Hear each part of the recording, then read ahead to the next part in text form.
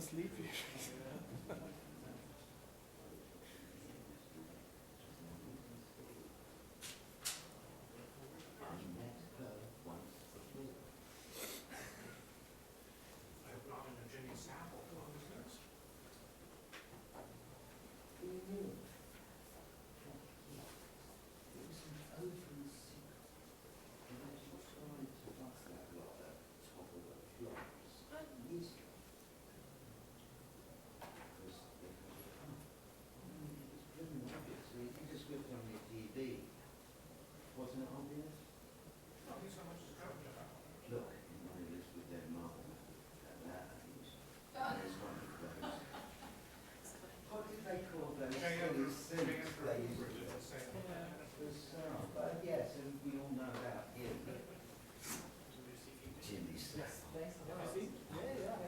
That was disgusting.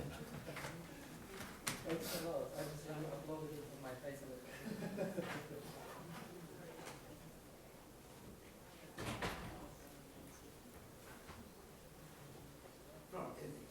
This is okay, is it? Of course. You've checked this out. You've given it its chemical It analysis. isn't poison. Is it H2O? Perhaps it's radioactive because it's in America. London, isn't it? London hotel where that Russian chap got irradiated. Yeah, but this one was a Bulgarian spy. Yes, yes, By the old, injection. yes, the injection with the umbrella. Yeah.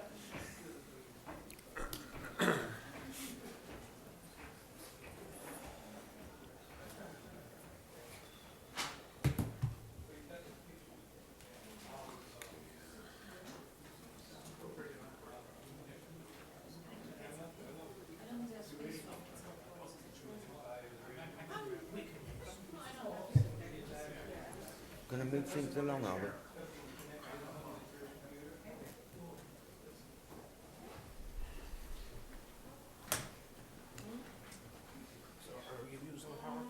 I will be now.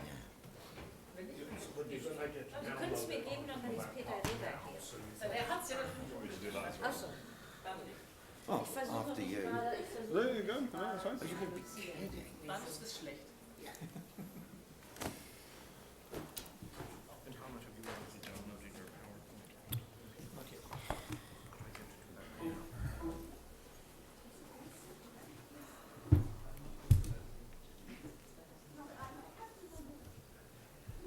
Does he just want them on the desktop, or Tom? Do you just want them on the desktop or something? Yes, yes. Yeah, yeah.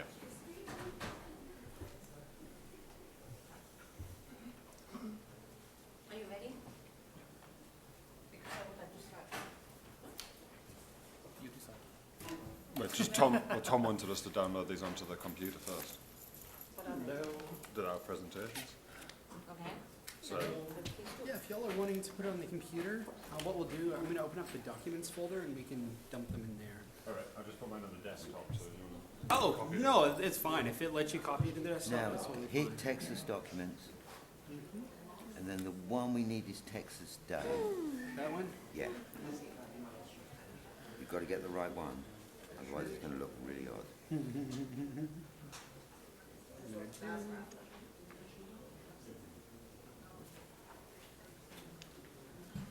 And you are from Thompson? Uh-huh. And are you based in the UK or US? I'm in the US at the moment, Okay. up in New York. Okay. Right, just going to drop it. It's this day right there. Can we open it up and quickly make Sure. sure it's the 91? And because I switched it all around, Hast du genug Platz? Ja, ja, klar. if we even have some naughty pictures. I thought it might be. Yes, bingo, that's Good. it. So what I'm going to do, I'll just minimize that, so that'll be right down there, waiting That's when you're ready. that one, TE, and I can pull this out Yes, sir. with no harm. Excellent. Right. Oh, So, ready?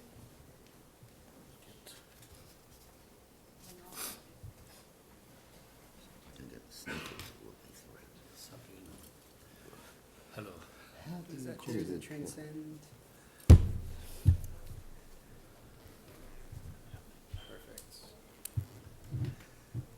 And then you Feels- can either feels copy due, back to the then desktop or documents or whatever. Last copy. Yes, And that's the, but that might have been the right thing to go at the beginning. Actually, the documents folder can already, I don't know. there or the desktop. Well, what you're going to do, mine should feed into yours because I'm open it from here. going to be Yes, sir. concentrating. They can pull it out already. Yes. Perfect. Thank you. So all set? Um, All right, we are Use one of about to the start. My name is Sabine Hake. I teach in Germanic Studies here at UT, and I'm going to moderate the next session. And I will enforce strict time discipline so that maybe today we will have some time for discussion. This also means that I will not say very much about the speakers and just refer you to their extensive biographies in the conference booklet. We will proceed in the order given in the program, and so we will start with Helmut Graupner, who is an Austrian LGBTQ activist and lawyer based in Vienna, and we'll start out talking about for an hour. And no more. Thank you. All right, and then we will proceed as follows. Many thanks.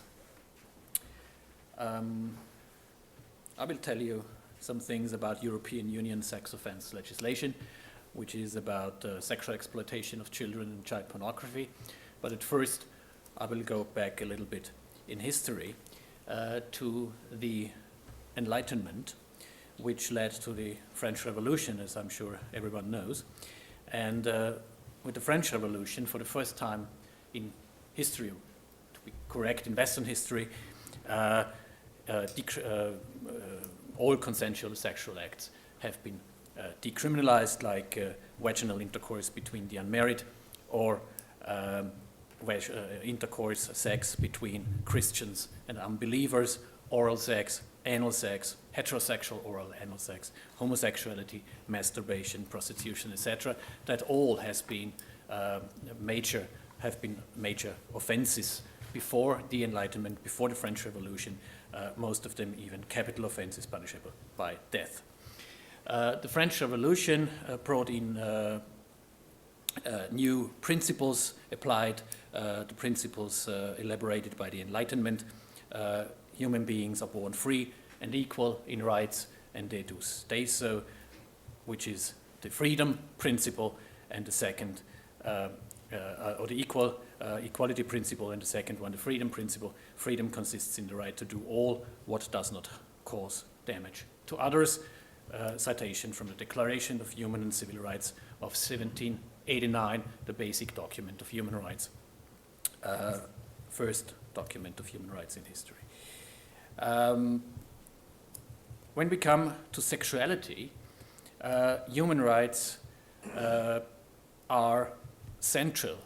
The central idea of human rights is human dignity. So at first we have to discuss or think about what are human rights about. The central idea of human rights is human dignity. So what is human dignity? Human dignity consists in the uniqueness and the autonomy of every individual, or as the German Constitutional Court, for instance, puts it in the words of the German philosopher Kant, the human being must never be a means to an end, but always be the end in itself. Or a Jewish saying, if you are destroying a single person, you are destroying a whole world. If you are saving a single person, you are saving a whole world. So that is exactly what human rights are about: uniqueness, autonomy, and self-determination of the individual. So when we come to human sexual rights are human rights in the fundamental area of sexuality. They should protect human dignity as a manifestation of a basic principle of sexual autonomy and sexual self-determination. Correctly understood, human rights in that sense protect two sides: the right to wanted sexuality on the one side, and on the other side as well, the right to be free and protected from unwanted sexuality, from sexual abuse and sexual violence. both sides of this coin, human sexual rights, sexual self-determination, must be given due weight, and neither side must be neglected. Only then human sexual dignity is fully respected. If you overemphasize one side of this coin, then to the detriment of the other, then you are violating human rights. So the task of lawmakers, when they are legislating, when they are passing laws, when they are producing laws, is to find a reasonable balance between these both sides of the coin, sexual autonomy, sexual self-determination. This is a noble task, and it is overwhelmingly important, especially in respect of young people, to whom we should pass on our ideals and values. Which ideals and values? Respect for dignity and individual autonomy, as we heard, fundamental principles of the idea of human rights. And that, what I presented to you in a general theory, is exactly what the European Court of Human Rights says in its case law. The very essence of the European Convention on Human Rights is respect for human dignity and freedom. The notion of personal autonomy is an important principle underlying the interpretation of the right to respect for private life, the court says. Sexuality and sexual life are at the core of the fundamental right to protection of private life, and state intervention interferes with this right, and such interferences are justified only if they are necessary to avert damage to others. Remember what the Declaration of the French Revolution in 1789 said, exactly the same. And necessary means that there is a pressing social need for a measure, for instance, a criminal offense, and proportionality of the means, in a case of a criminal offense, the sanctions. And, most important, the court says that attitudes and moral convictions of a majority cannot justify interferences into the right to private life or into other human rights. So the mere fact that others disapprove of what you are doing in your sex life or you and your partner are doing is not enough justification for making it a criminal offense or for legislating or legislative interference in any other way.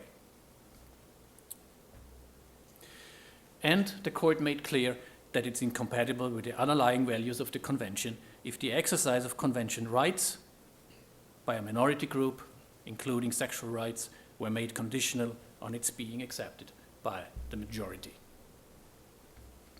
Human rights are there to protect minorities. Majorities, the powerful, they don't need human rights. They have their fists, you know. Member states are obligated under the European Convention of Human Rights to effective protection against sexual abuse and violence.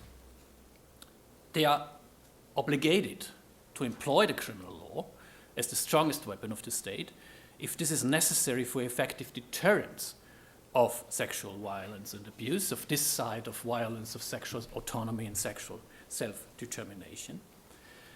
And states have to guarantee, by the legislation, by the enforcement of legislation, that state agencies intervene whenever it is necessary for the protection of vulnerable persons. And, at the same time, member states are obligated to effectively secure the other side of the coin, the right and the freedom to wanted sexuality. And this, and both sides of this same right, sexual self-determination, sexual autonomy, is not or are not restricted to adults. There's nothing in the European Convention on Human Rights, there's nothing in any other human rights document which says human rights are only for adults. Human rights are for everyone. So these rights are not restricted to adults, neither in the case law of the European Court of Human Rights. And I mentioned that yesterday in my presentation, the case SL versus Austria, where the court awarded one of my clients, a 17-year-old gay adolescent, 5,000 euros compensation for having been barred by Austrian criminal legislation between the age of 14 and 18 from entering into self-determined sexual relation with adult men, which was what he wanted at those times. So interesting is as well what the German Constitutional Court says in that respect, and expresses the concept of sexual autonomy and that it's not restricted to adults. According to the German Constitutional Court, a minor with increasing age is protected by the right to free development of personality, which is explicitly in the German Federal Constitution, in connection with the right to respect for human dignity, and this protection intensifies with increasing age. So the German Constitutional Court rejects the understanding that you are a completely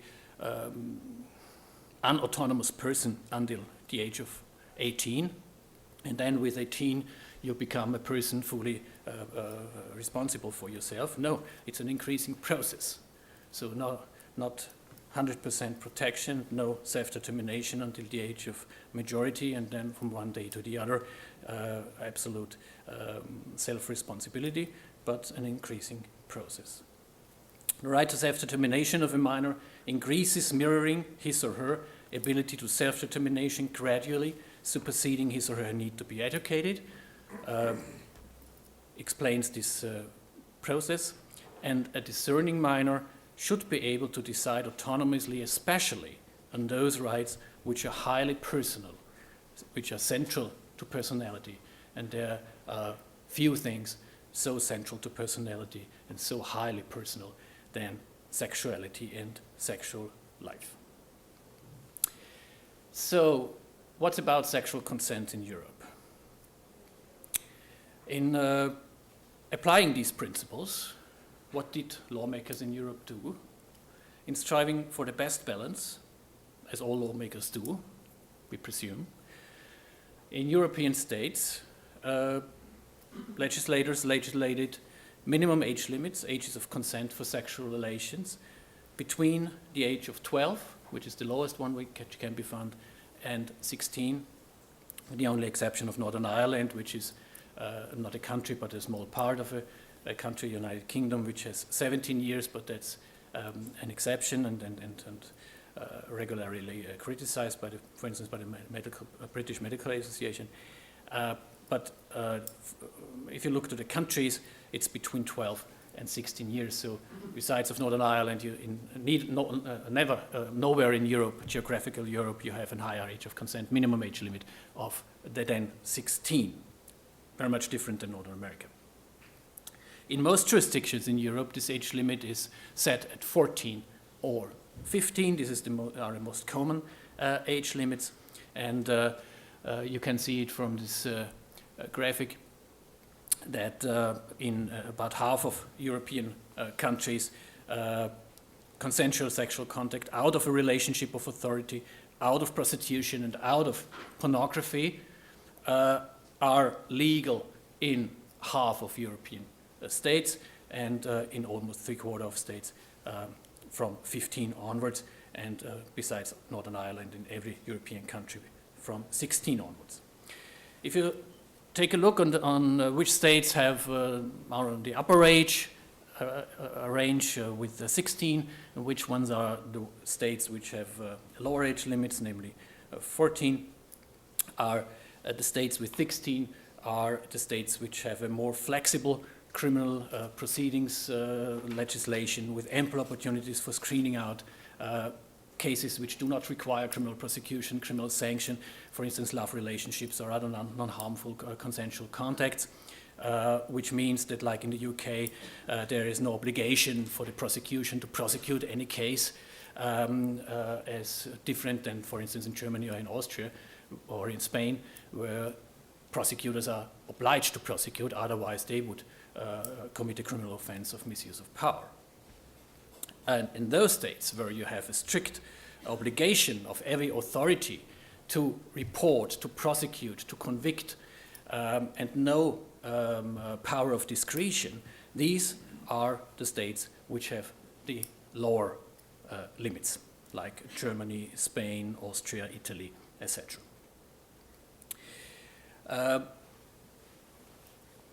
It's interesting to have a look to the relationship between sexual consent and criminal liability. it's an essential requirement of justice, and the European Court of Human Rights confirms that, and I very much support it, to have sound and consistent laws. The least a lawmaker, a state, a parliament can do is to legislate sound and consistent laws. It need not be laws you are agreeing to, or I'm agreeing to, or we are agreeing to, but they are based on different concepts we do not share. But what we can expect is that they are not contradictory. They should be sound and consistent. If it applied that principle to minimum age for sex, I would say that it should be the same as the age of criminal responsibility. Why? If you punish an adolescent boy for raping a woman, how can you say, on the other hand, that he is too immature to consent to wanted sex with the same woman? That's contradictory. If you consider an adolescent boy incapable of making mature and informed sexual decisions, and you consider a woman who has sex with that boy an abuser if she engages in consensual sex with him, then it's hard to reasonably hold that the same adolescent boy is liable for raping the woman if she does not consent to sex with him. That's contradictory. And if age of criminal responsibility, for instance, is 14, and the minimum age limit for sexual contacts is 15, what consequences would that have? 2 14-year-olds have consensual sex, both are sex offenders, and both are victims. Both are committing sex with someone under 15, with a minor, not old enough for having sex, but both are old enough to be punished for a sex offense. So both are sex offenders and victims at the same time. So who one is the one to be protected? What's the sense of this law? Both are perpetrators and victims with each other at the same time. This is no fair balance. This is unreasonable, this is absurd, and it is unjust. It is a serious violation of human rights. It is a rejection of the principles of individual autonomy and self-determination. It's absurd.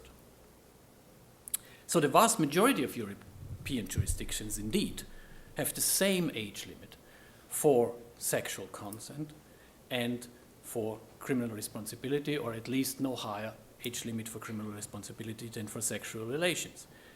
And most set it at the same age.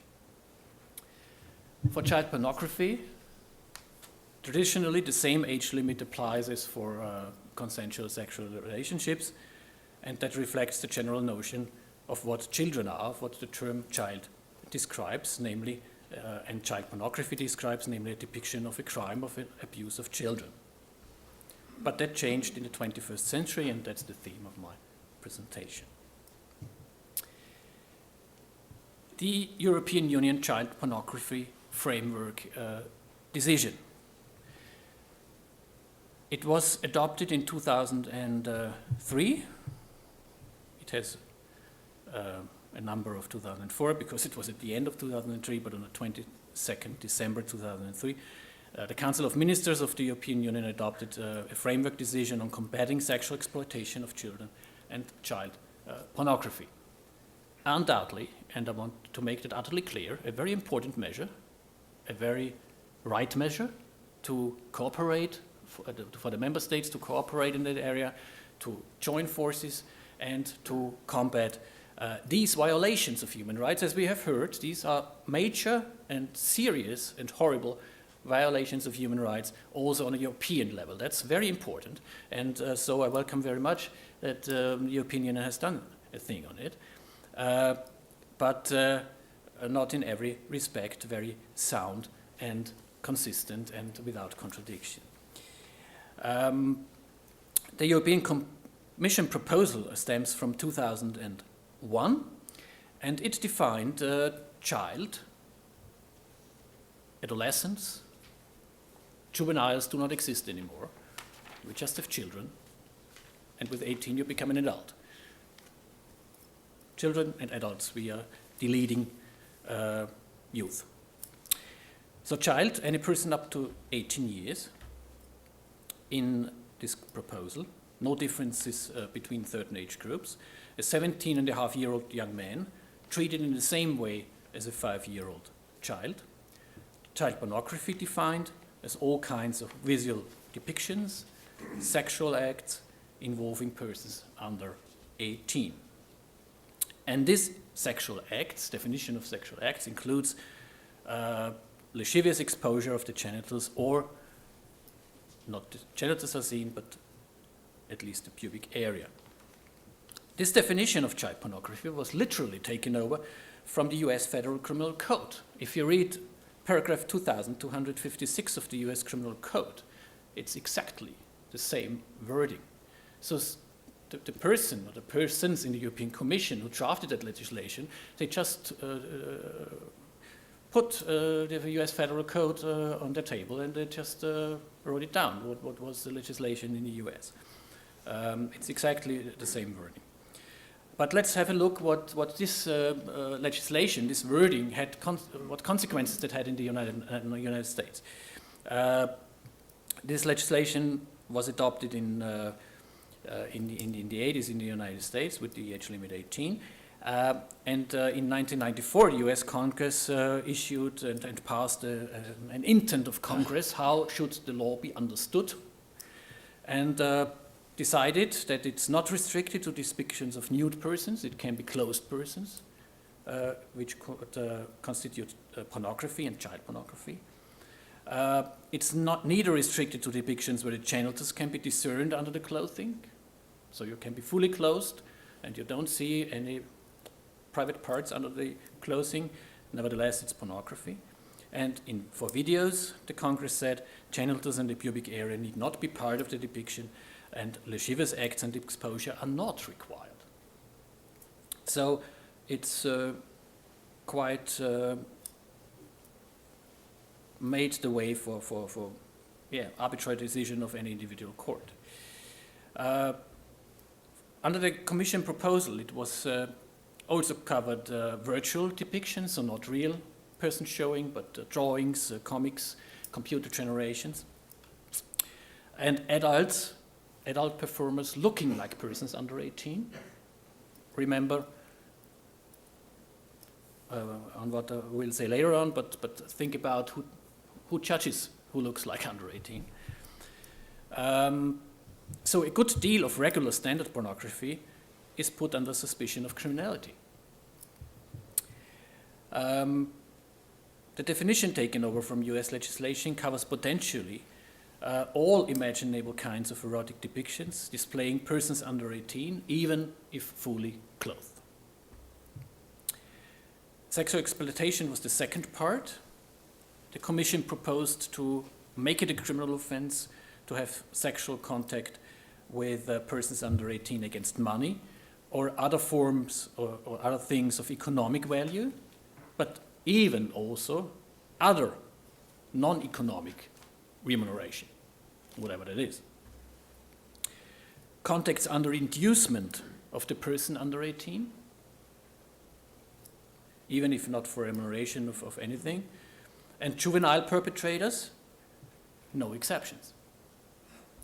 So, following the US-American model, I would say, as victims, juveniles, who have been deleted from the books, as we heard, are treated as children, and as perpetrators, they are treated as adults. Under the Commission proposal, so let's have a look a little bit closer. It's an obligation to criminalize a 15-year-old who takes a picture of his girlfriend of same age in a tight bikini, which lets be seen the pubic area, not the genitals, but the pubic area, and in a lascivious position on the beach. It obligates and requires the member states to criminalize a 14-year-old who in his privacy draws a nude 17-year-old beauty in a lascivious position, whoever decides what is lascivious. We know who decides, the judges of final instance. 17-year-olds who exchange intimate pictures of themselves or watch each other over a webcam and thereby are exposing their pubic area or even the genitals, but it's enough to expose the pubic area, whatever that might be, in a lascivious manner. So webcam sex was outlawed. And even adolescents who take the initiative to sex with other adolescents, induce them to sex, or grant them even non-economic remuneration. What is non-economic remuneration? Is it love? Is it affection? That's also non-economic remuneration for intimate contacts. So the one who took the initiative would have become a criminal. So never be the first one. So as you can imagine, this proposal caused sharp criticism. It was heavily criticized by the World Association of Sexual Health. It was criticized by the Austrian Society for Sex Research, by the German Society for Socio-Scientific Sex Research, by the German Society for Sex Research, which brought in the term of moral colonialism, as this legislation was taken over from the United States. The German Society for Sexology, European region of the International Lesbian and Gay Association, and the Lesbian and Gay Association of Germany. We had expert hearings in the Austrian Federal Parliament and in the German Federal Parliament, and in these hearings, a wide range of experts have been heard. Lawyers, I had the honor to make presentations, child and youth psychiatry, psychotherapy, child protection, all of them. It was unanimous, and that's very seldom that you'd have that.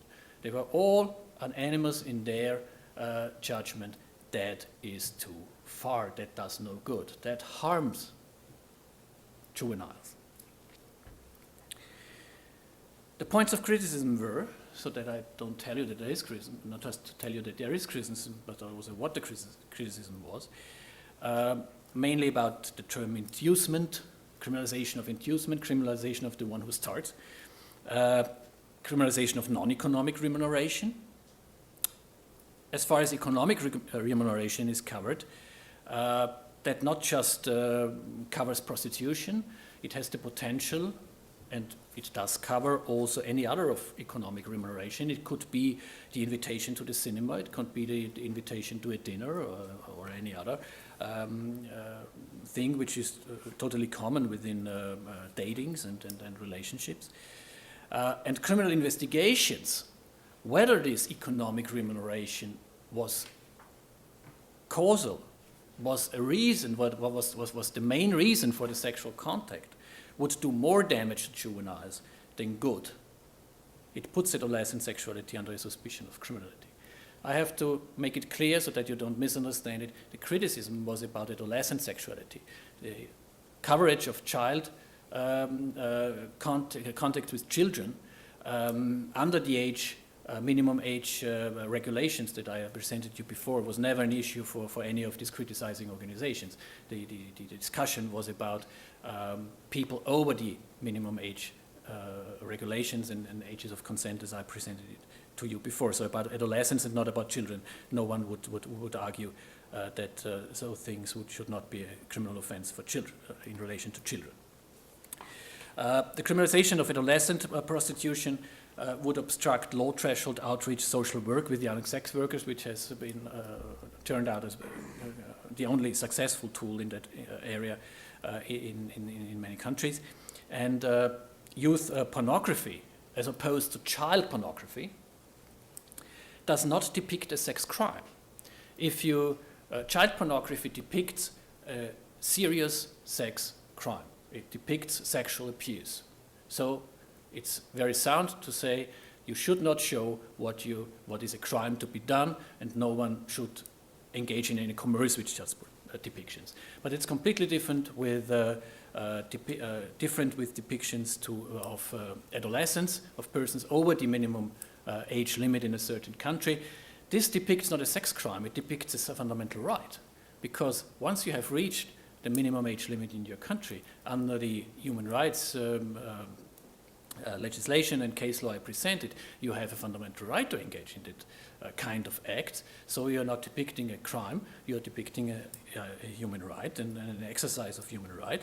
And the criticism was to criminalize such depictions, which are not depicting crimes and not depicting causing and infliction of harm, beyond commercial pornography, even within private consensual relationships. is unproportionate interference with sexual autonomy and sexual self-determination is not necessary in a democratic society.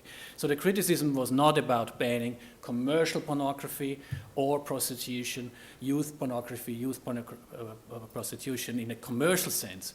No one argued, including myself, for against criminalizing commercial or using or engaging young people under the age of 18 for porn business or for commercial pornography.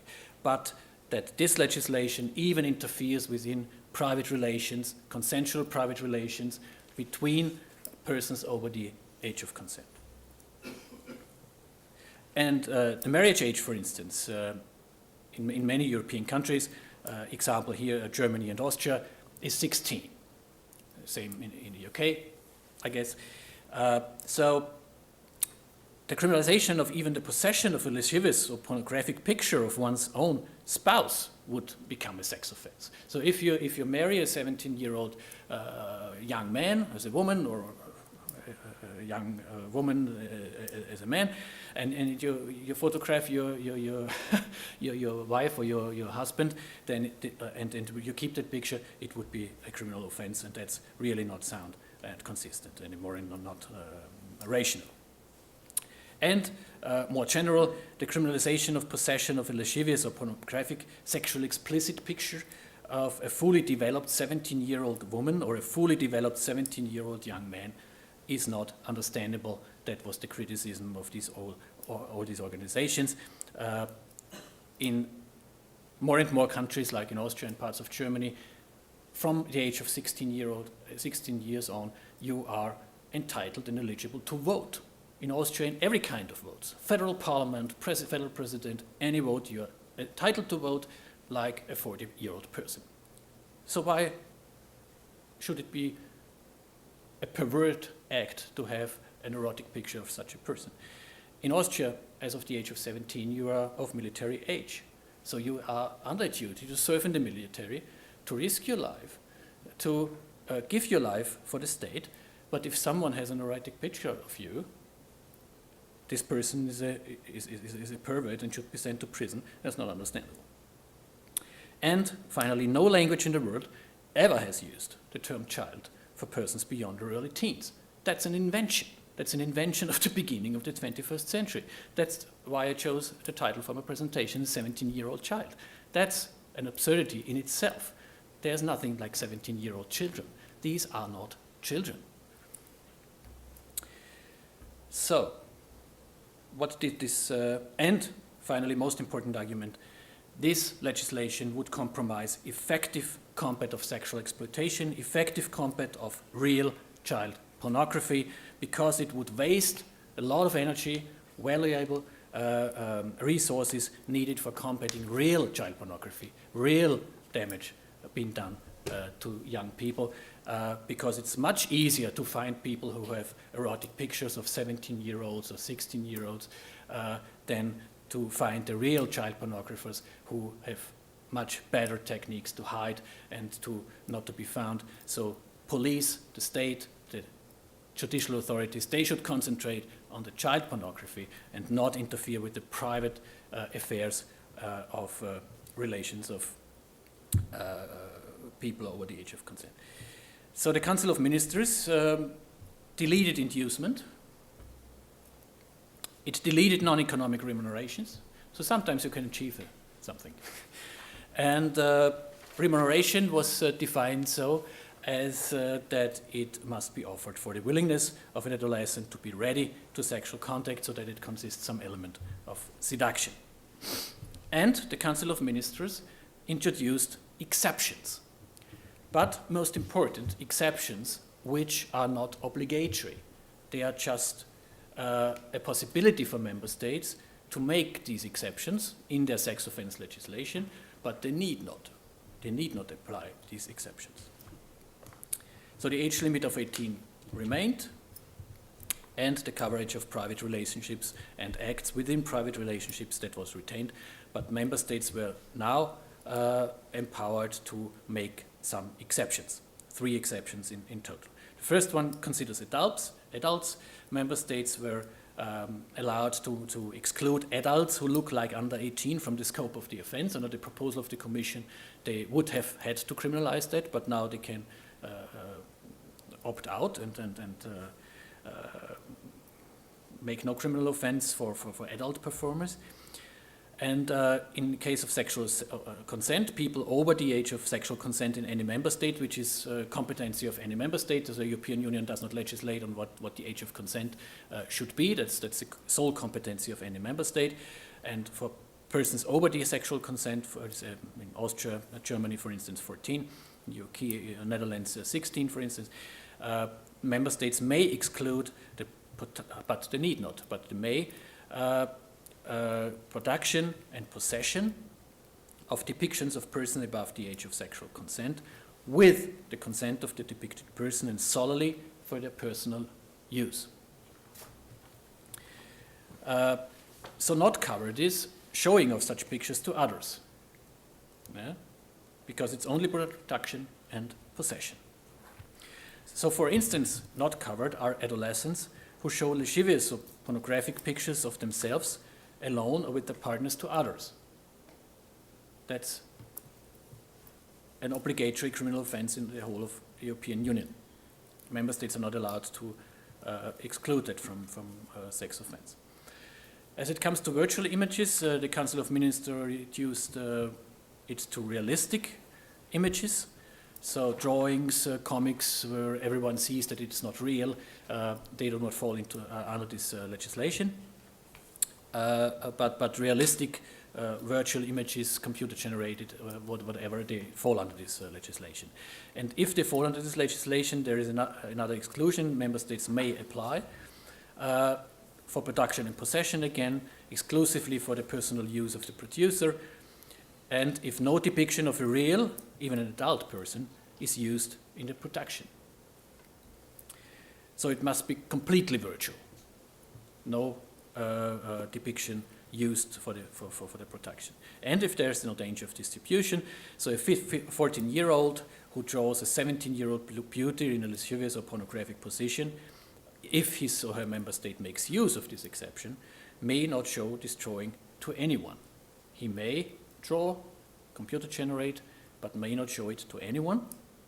And the 7-year-old, if her member state makes use of such an exception, may generate and store on her computer a virtual animation of an adolescent of same age, but may not use for that depiction a picture of her 16-year-old boyfriend, not even a picture of her 20-year-old boyfriend, and must secure the file effectively with a password, otherwise she would commit a criminal offense. So that's the legislation under the 2004 framework decision, and there was a new proposal from the Commission in 2010. And now the Commission proposed very important things to make that clear on child victim protection in criminal proceedings, on therapy offers for victims, also for perpetrators or for potential perpetrators, for prevention purposes, etc. So there are a lot of things, very good things in this proposal and in the legislation later adopted. But I'm showing you the part on sex offences legislation, and this has some points of criticism. Now, under this new proposal of the Commission, member states must criminalize erotic material with adult performers who, in the eye of the court, look like under 18. They must criminalize production and possession of virtual images in one's privacy. So the 14-year-old draws a realistic image of the 17-year-old nude beauty.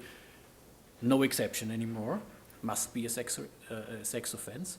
Consensual webcam sex or production of pictures of a 19-year-old with his 17-year-old girlfriend must become a sex offense if a court does not recognize a similar mental and physical development, which decides that, or nevertheless, despite the fact there is similar mental and physical development, sees implicit abuse, whatever it may be.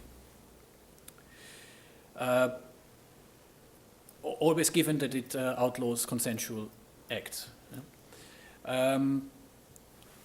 The offences the Commission wanted the member states to legislate and require member states to legislate, were not restricted to pornography, as under the framework decision. There were no exceptions for arts, for science, or other areas. Also, movies are covered under this proposal, like coming-of-age films, American Pie and the things, or documentaries and sex education materials, if they include simulated sex acts of persons under 18, if the actors are under 18. And it's even unclear in the text of this proposal, it could even cover adult actors for such purposes. The mere private possession of such material, of such a coming-age film, of a documentary, of a sex education material, would have been punished with a minimum maximum sentence of 2 years. So each member state would have to legislate a maximum sentence of a minimum of 2 years. The Commission in this proposal wants mandatory reporting for anyone, not just for certain professions, for anyone, if there's a reasonable suspicion for these crimes, like possessing American Pie video or sex education material, including lawyers. They have to report their clients. Therapists have to report their clients, etc., that they have American Pie at home. An obligatory sanction would have been prohibition of any frequent contact with persons under 18. So if you have custody of a child, it would have to be put away from you without any discretion. Professions would have been affected, but even your private life, would you still be allowed to go on the train or on the tram or on the bus? There you have frequent contact with persons under 18. There are no buses just for adult people. Does that have anything to do with protection from child pornography? I would say no. It has nothing to do with children. It has nothing to do with pornography. That's just overbroad and exaggerated. This caused the joint declaration of the German-speaking sexological societies. Most of them I have already mentioned before in the context of the framework decision. They issued a joint declaration: adolescents and young adults are no children. Let's again make the distinction between children and adolescents. Not all minors are children. And this has been sent to all members of the European Parliament, because now, under the new European Union legislation, it was not just the Council of Ministers anymore who adopts this legislation, but the European Parliament has to approve, or had to approve. The World Association for Sexual Health and the European Federation of Sexology issued declarations in criticism of this absurd legislation and proposal. And then the discussion of the Commission's proposal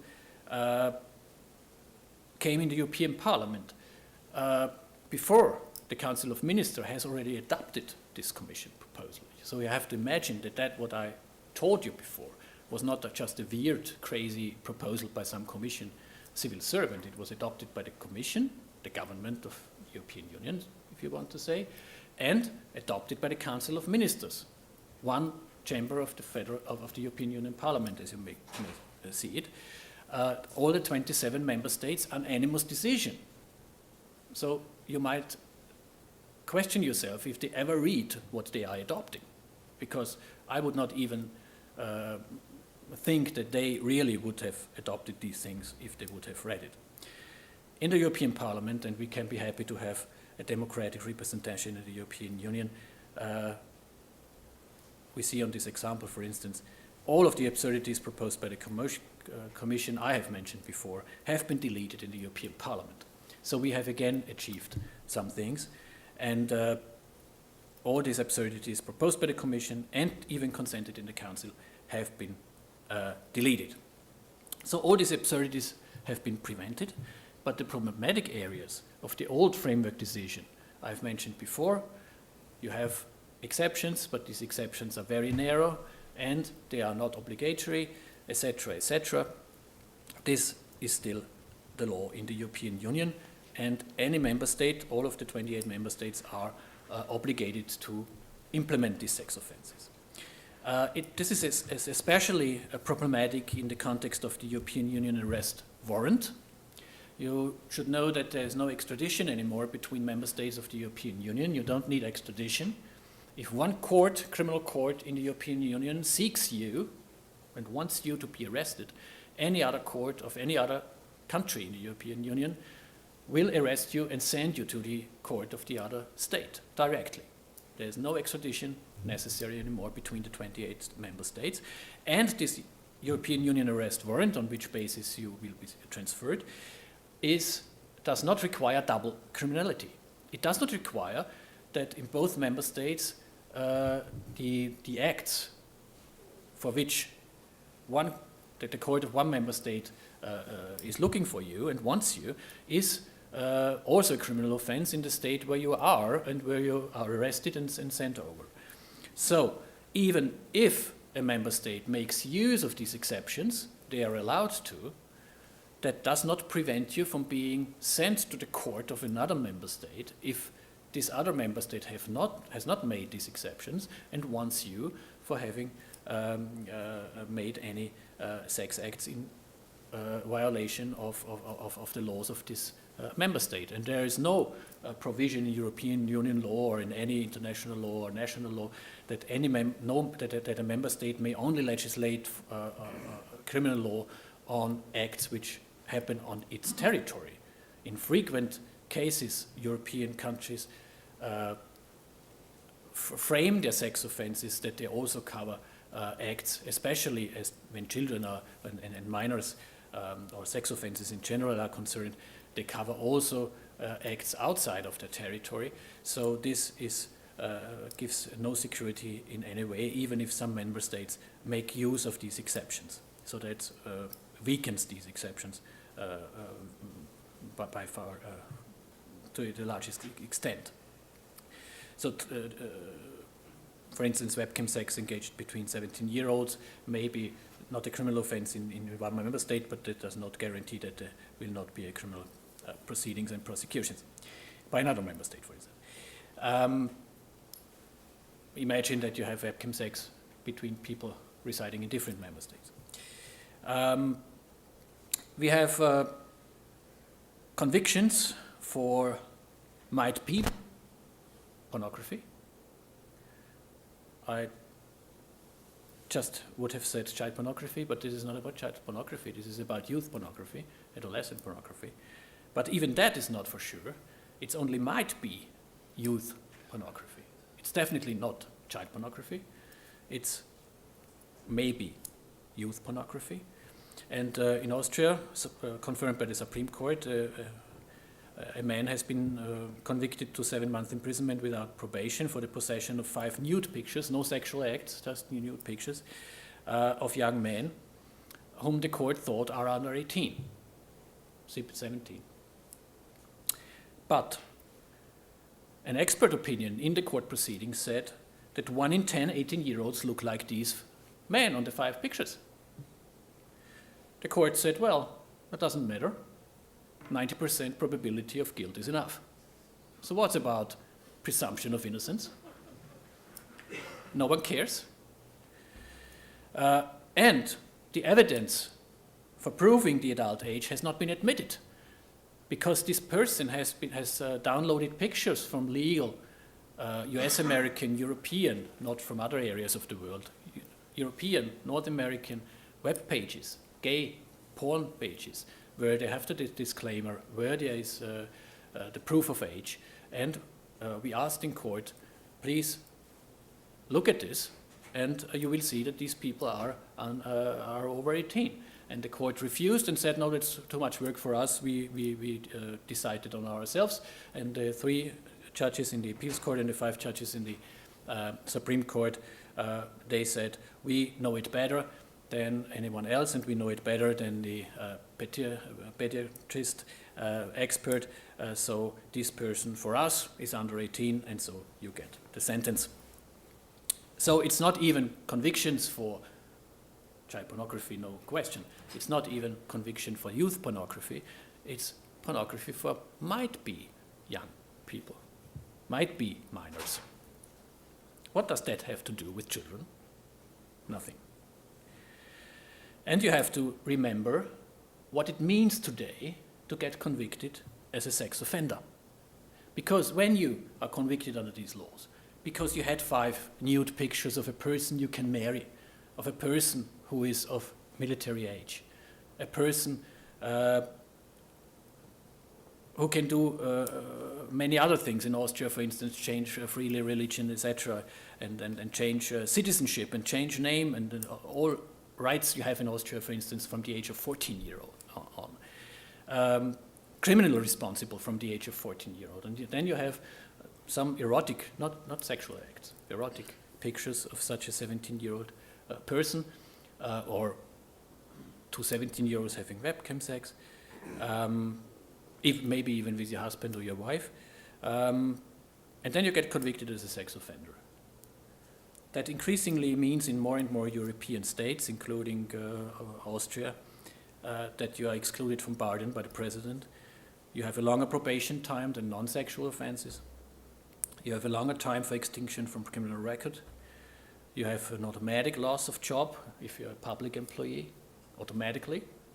You have 5, you can almost kill another person if it's non-sexual and you don't lose your job as a civil servant. So if you almost kill the 17-year-old young man or young woman, you won't lose automatically your job.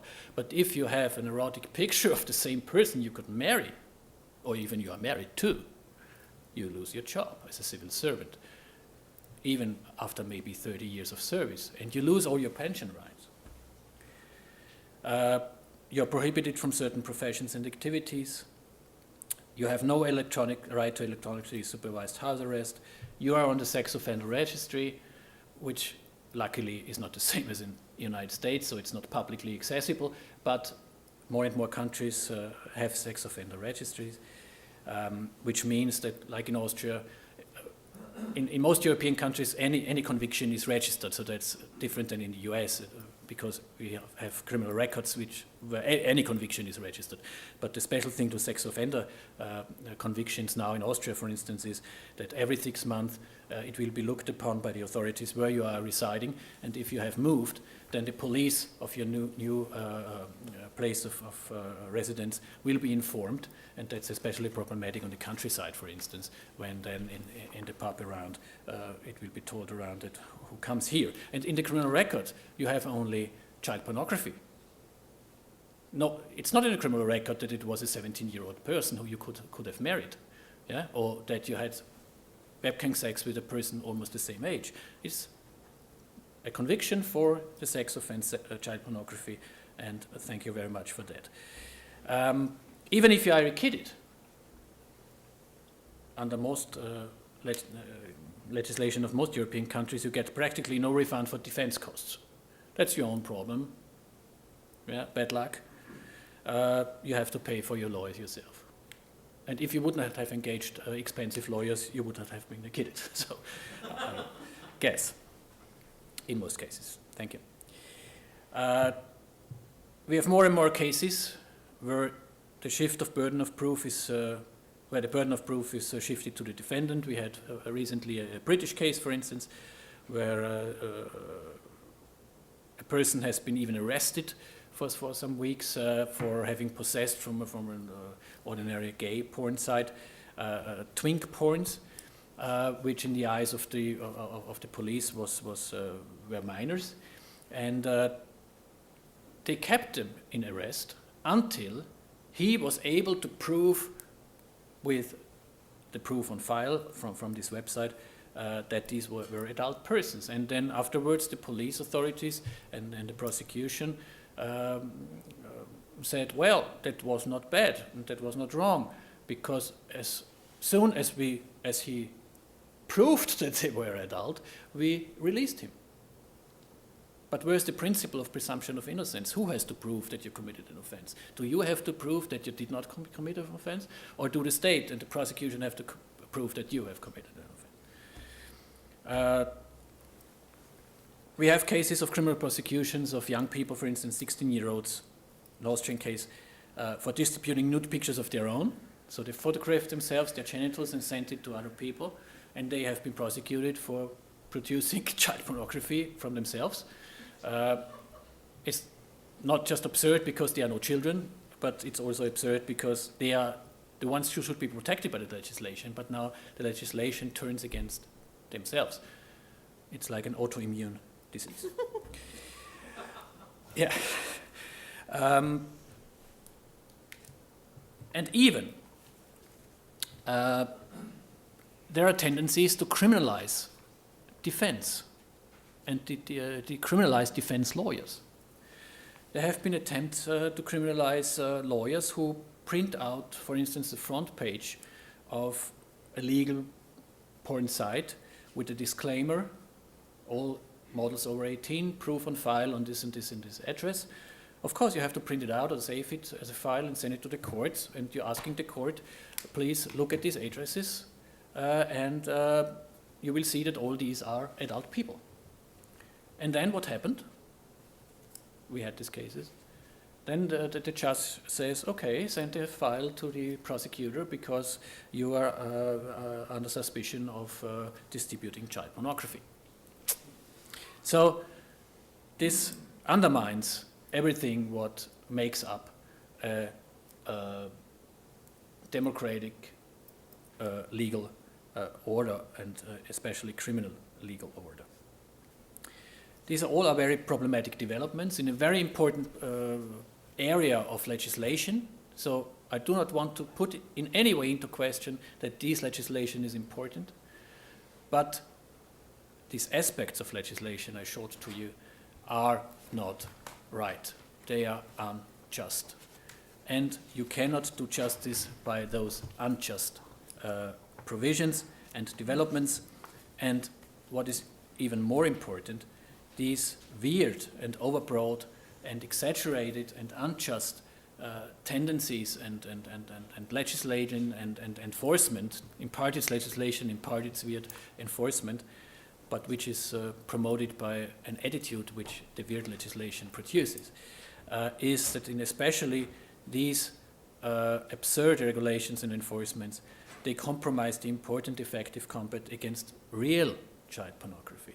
If the police, if the prosecutors, if the courts waste their time and energy with all these really ridiculous, but on the other hand not ridiculous, but very serious absurdities, where is the time and the energy to go after the real criminals? And that's what I want to say with my presentation. Go after the real criminals and leave alone the people living their sex life who are old enough for them. Thank you. Thank you.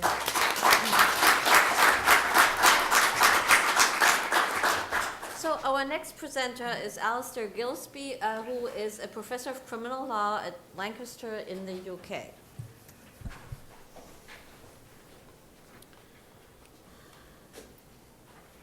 Well, people are leaving. They've obviously heard me speak before. Look at that. Everyone's dashing for the exit. Try and find my presentation. If not, I'll find somebody else's that I can talk about instead. No, they've hidden mine from me. Let's go to another one. It's on here somewhere. They're not going to defeat me. There we are. Bad news. It is there. Right. Excuse me. My name's Alisdair Gillespie. I'm Professor of Criminal Law and Justice at Lancaster University. The and justice bit's quite important because it makes me sound like I'm a superhero, which is quite good because the Comic-Con is in, I believe. So I'm hoping that I can go down there and try and persuade people that I'm some kind of new superhero. Can you imagine how boring that would be? A lawyer with superpowers. Some would suggest that we already have it. We have the inability to make people fall asleep just by simply talking to them, generally about law. What I'm going to do is talk about child pornography as expression, which may seem a strange thing, but one of the things I'm going to talk about, in part following on from the previous speech, is that the definitions that we have of child pornography means that arguably some expressive material could potentially be criminalized. Now, interesting, one of the first things to think about here is the actual name. And in recent years, there has been a pushback from the use of child pornography. Now, child pornography to some degree is the more polite name. There's been all sorts of kind of quite distasteful ones. like kiddie porn and stuff like that, which kind of really trivializes kiddie. We think of as quite a nice thing. We know what kiddie kind of stuff is, and it sounds quite good. But child pornography itself is under attack by a number of law enforcement agencies and child protection agencies, partly because they say that the joining of two words, child and pornography, kind of perhaps brings something that we wouldn't know, because unless you're just a steward of the Supreme Court, everybody knows what pornography is, and most people know what children are, the little things that shout, scream, and when they get a bit older, take all your money off you. And therefore, there's an issue about whether the juxtaposition of those means something. And therefore, there's been a lot now about using terms like child abuse images, child sexual abuse material, and stuff like that. And therefore, there's this issue. But one of the interesting issues about that is whether that's true. Because one of the issues is about this is, do we really understand what the difference is between it? And where does that come from? One of the problems with using these kind of terminologies is it itself links into what we want. So one of the more famous quotes is by Edwards, who says that child pornography is an oxymoron. Child pornography is a record of the systematic rape, abuse and torture of children on film and photograph and other electronic means, which to some degree can be true, except that's in a particular aspect. So actually what we were saying before is, in the majority of situations that we may think of, that's true. So that there is, for example, depictions of 2, 3, 4-year-old, even younger, being sexually abused and sexually exploited. But as we've just heard, the definition of child pornography is much wider than that. And actually it can include things that do not show rape, abuse and torture. And one of the problems with the use of things like child abuse images and child sexual abuse material is it's focusing on the words abuse. And whilst that might be true of 80-90% of the material out there, it doesn't help us in relation to the wider issues. And really this goes to the heart of the discussion that I'm trying to talk about, because this tells us about this aspect. So it tells us about expression, because it's this aspect of it, this wider parameters, by not focusing just on abuse material, means they could be there. So what I want to do is look at two things very briefly. I want to look at art and I want to look at sexting. Now, a couple of things. There are some pictures, although you'll be relieved to know it's not of me sexting. That would be a bit too gross for you all. There is no child pornography being shown here, partly because as much as I like Texas and I have been driving around, I have no desire to see your prison system. And therefore, I'm not going to be showing anything that could get me arrested. So there are a couple of things in here, but it's just to make some of the point. Now, art, to some degree, is one of the more interesting ones, because the depictions of children and nudity have been existing for several thousand years. If you go to various places in Italy, you will see lots of frescoes of little cherubs, all of whom are nude. And to the best of my knowledge, Michelangelo was never arrested for painting those things. And therefore, there's this issue. But of course, we do know as we went through, particularly the Victorian period, where there was this kind of purity and sanctity of children, and all of a sudden depictions of children became this kind of issue, and there's been a change. But the art world is still there. To some degree, the art world still views children and childhood innocence as being an area where the art world can push the boundaries. But if, as we've just heard, child pornography can include the depiction of the genitals of a child, where does that fit into the new aspects? To some degree, it was the advent of photography that changed this. Because, of course, what was happening until then was it was depictions of a child. Now, all of a sudden, it was the depiction of a particular child. And that changed the issues in terms of what people were doing. Because on the one hand, they didn't mind the idea of a child being presented.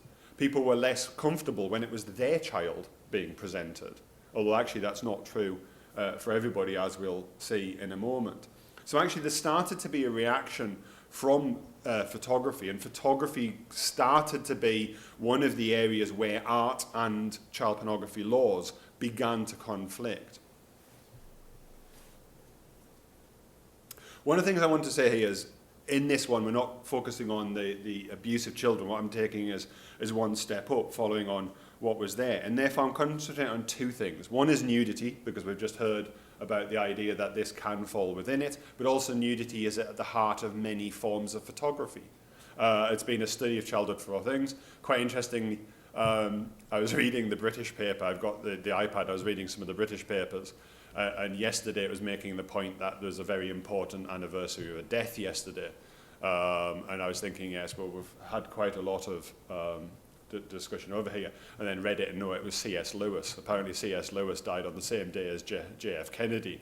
And the British newspaper was saying his death was rather overshadowed. I was thinking, well, there's the British press for you. Apparently, it was very selfish of the president to be assassinated on the same day that C.S. Lewis decided to die. And it tells you something about newspapers. But C.S. Lewis, of course, very famously produced a whole series of pictures, and art and child nudity have been an important aspect of this. So I'm going to look at that. And then cartoons is another area where there's been a bit of controversy. Now, one of the interesting things about this is how do you decide what the focus of the picture is? This is a very famous Vietnam picture. It's not there to show anything other than kind of the horrors of the war. And I think it seemed to remember it was shortly after an attack, and you've got the whole issues. Interestingly, it's also one of the photographs that most collectors will also have. So that where there have been child pornography collectors, one of the psychological aspects about it is they will gather legitimate photographs as well. So if we're criminalising nude, how do we decide what is nude and what isn't nude? What forms within it? Do we this is an image that was gathered for legitimate newspaper issues. And therefore, one of the issues about art and all the rest of it is how do we depict within this? These are three things. You may recognise two of them. You may or may not recognise the third one. I'm not going to do this as a kind of a pub quiz, guess who everybody is. But the middle one is Brooke Shields. The end one is Wikipedia, and I'm sure the students here aren't like my students who think that Wikipedia is the equivalent of the law reports. And now if I ask them to look up something, Wikipedia is the solution to all knowledge. And the one on the left, depending which way you're looking at it, I suppose, is Tracy Guianan, who is a very famous artist who experiments with depictions. And some of her work has been seized in many jurisdictions because she came up with something called the I Am Camera exhibition. Each of these are featured within the art context, within child pornography laws. Each of these three people are featured in criminal justice interventions, and yet realistically, it's an expression of artistic merit in each of the situations. The first one is Brooke Shields. This is Brooke Shields. Now, I've actually blanked out bits, although in a way there was no need to. But partly I've just done it to reassure people, but actually this was totally pre-pubertal. So actually there is nothing. Behind the blacked out bits, there isn't anything. There's not even stage 1 puberty or anything like that. What's interesting about this piece is obviously posed in a particular way, quite an interesting shot in terms of how it's being posed in this sexualization. This has been the subject of raids in 3 countries where this image has been depicted because it's classed as child pornography in some aspects. And yet it was taken as an artistic shot. The other thing that's quite interesting about this one, actually, is that the consent was given by Brooke Shields' mother, and Brooke Shields has spent something like 25 years trying to get this picture taken down. So I do apologise to Brooke Shields for putting it up there, but there are reasons why I'm doing this, not least because I don't like Michael Jackson, and therefore I was dealing with that. This is the I Am Camera exhibition. So this is Tracy Guianan's shot. She did a whole series of naked children. This was one of the more famous ones, just 2 children behind masks. Again, just for taste reasons of taking it out. I don't want to suggest this there, but I know there's a wide variety of things. That's why I'm doing this. But in most countries, it wouldn't be considered illegal. But again, this was raided in 3 countries. The police actually shut down exhibitions in 3 areas because this photograph was displayed. Now, of course, what a police think is law and what is law is 2 different things, and that's quite the interesting aspect, is whether the raid was actually correct, because it was never taken to court to decide, because ultimately the gallery owners decided to back down. But again, is that really what we think about when we're talking about child pornography? If you conjured up, when you came to this discussion and you had this idea, did you really anyone think that this might amount to child pornography? And yet, as we've heard, the laws potentially include that as being the situation. The Wikipedia one is this one, which is actually the Scorpions band. So those of you who are interested in East German rock, this is the Scorpions. And they had a 1973 album called Virgin Killer. Now, this one is slightly more interesting in terms of this is a pubertal. So this is a stage 2 pubertal. So I have blanked this out but if it hadn't got there, you would have seen the certainly breast development, and there is genital pubic hair on it, and it's presented in a particular way. Whilst this up here is actually, this is, or was used as one of the examples on Wikipedia. If you wikied the band The Scorpions, this was one of the images that came up. And in the United Kingdom, we have an organisation called the Internet Watch Foundation, which considers as a kind of reporting hotline, is the equivalent of NECMEC. Probably heard of NECMEC, the National Centre for Exploited and Missing Children, which does the cyber tip line. And the Internet Watch Foundation is the equivalent. This was reported as potentially child pornography, and therefore it was blocked. Now, because of the technical requirements of how they did it, what they actually managed to do was block Wikipedia, which you can imagine was only a minor problem to students up and down the country who couldn't write their assignments without such a valuable research tool. But all hell broke loose in the media, because as you would expect, this was not considered to be a particularly popular thing to do, is to take down Wikipedia, because how else are you going to find out about how old Miley Cyrus is and what her current boyfriend is without Wikipedia? So there was this issue. Again, is that child pornography? Interestingly, under UK laws, the answer would have been yes.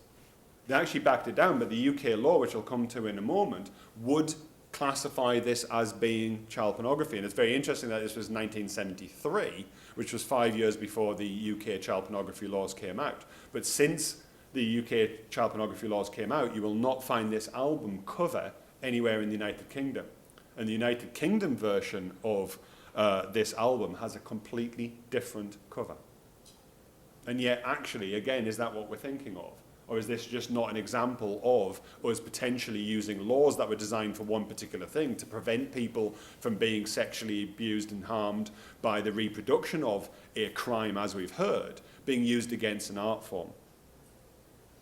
So when does it become this issue? Well, actually, under the European Court of Human Rights, which we've already heard of, there is a balance between it. So Articles 3, 8 and 10 are all engaged when it comes within sexual exploitation. So the European Court has said that sexual assaults can amount to Article 3. Article 8 certainly includes right to physical integrity, but also includes some of the issues about your sexual identity, which we've already heard of. Article 10, very famously, is the freedom of expression, which is kind of the European version of the First Amendment, but not quite as strict. The Lanzarote Convention, which is the Council of Europe Convention on the Sexual Abuse and Exploitation of Children, and the EU Directive that you just heard of, say that criminalisation can be required where there's the depiction of genitalia for primarily sexual purposes. Now, actually, in the 3 instances that I gave with that should mean that they wouldn't fall within that definition, because none of those 3 was depicted for primarily sexual purposes. But one of the interesting things about the EU law, and especially the Lanzarote Convention, is it's only a minimum standard. And therefore, countries can go beyond that if they wish. So, for example, the United Kingdom would criminalise at least 2 of the images that I showed you, because their law can go beyond that which has been decided. One of the issues is about artistic merit. Some countries have defences of artistic merit. But then the question is, who decides that? Ireland, very famously, actually has quite a developed defence of artistic merit, and yet causes lots of problems in terms of trying to identify what is or is not art. And there was a wonderful decision where they had to decide whether or not it was good art or bad art. Canada has the same thing with the sharp. One of the things with the sharp defence that we heard earlier on was one of the issues about, does art have to be good art in order to be things? Certainly there was a lot of artists who were hoping that it didn't have to be good art to be protected. What about cartoons? Manga is the issue that everyone's talked about. Manga is actually a very ancient art form. But interestingly, manga itself is not sexual. However, there is a branch called hentai. And hentai is a much more modern phenomenon. And one of the interesting things about the literature when it talks about manga is it, in a way, it quite often uses manga and hentai as alternative words, almost suggesting that they are alternative words for each other. Actually, if you look at the ancient art forms, hentai and manga are completely separate. And there's a whole study of this in Japan about it. But one of the interesting things about it is this issue about manga. And what Pokemon might do on the television is not what he does in Japan in many of the comic books. Very similar to the issue of virtual child pornography. Virtual child pornography came about the same thing. So what we're dealing with now is no longer real children, but the depictions of what may or may not be a child. Again, that raises art issues. So this is kind of manga thing. So you've got this strange kind of thing. These are just kind of generic, normal ones. So quite sexualized, quite interesting in terms of how do you age that? How do you age what a cartoon character that doesn't really look like a human? How do you decide whether that is or isn't a child or anything? And yet this is some of the issues that as we've gone, and some countries are criminalizing manga, how do you do that? Manga is freely available. This is just a comic website. I go on, I quite like a lot of the comics, like Dilbert and The Far Side and things like that. One of the things I got was when I was looking at these is, why don't you have some manga? So it's actually quite freely available, it's all the rest of it. But some of it can be particularly hard. So the hentai thing does show very graphic. And one of the things with hentai is actually in its most expressive forms, hentai can involve very blatant things. So it's generally a lot very violent. It does depict very young children. But they're not real. So how does that fit within whether it is an art expression or whether it's child pornography? In a way, it raises two different things, because if it's an imaginary child, that's one thing. However, assuming I was a very good artist, and I draw one of you imagining naked, and I had it out the front, how happy would you be at me doing that? So is there an issue actually that sometimes what we should be looking at is actually whether it's a real child and not whether it's an imaginary? But again, how does it relate within this?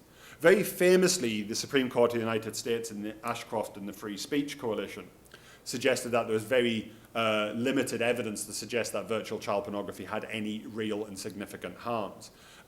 That actually hasn't changed. Nobody has yet managed to prove anything beyond what SCOTUS said.